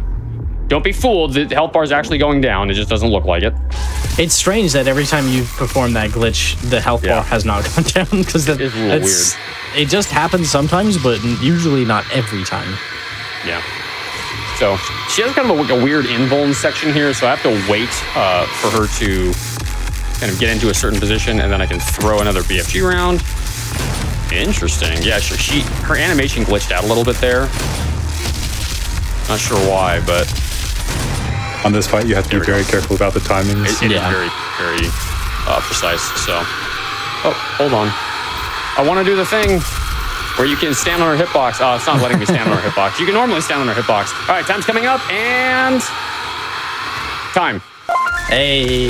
Boom. GG. Underestimate. Let's go. Underestimate. Let's go. Let's go. I was a little worried about that. So we blew Olivia's head off, and now we get to load checkpoint. So blowing her head off actually gives us the last codex, or last 2 codex entries we need.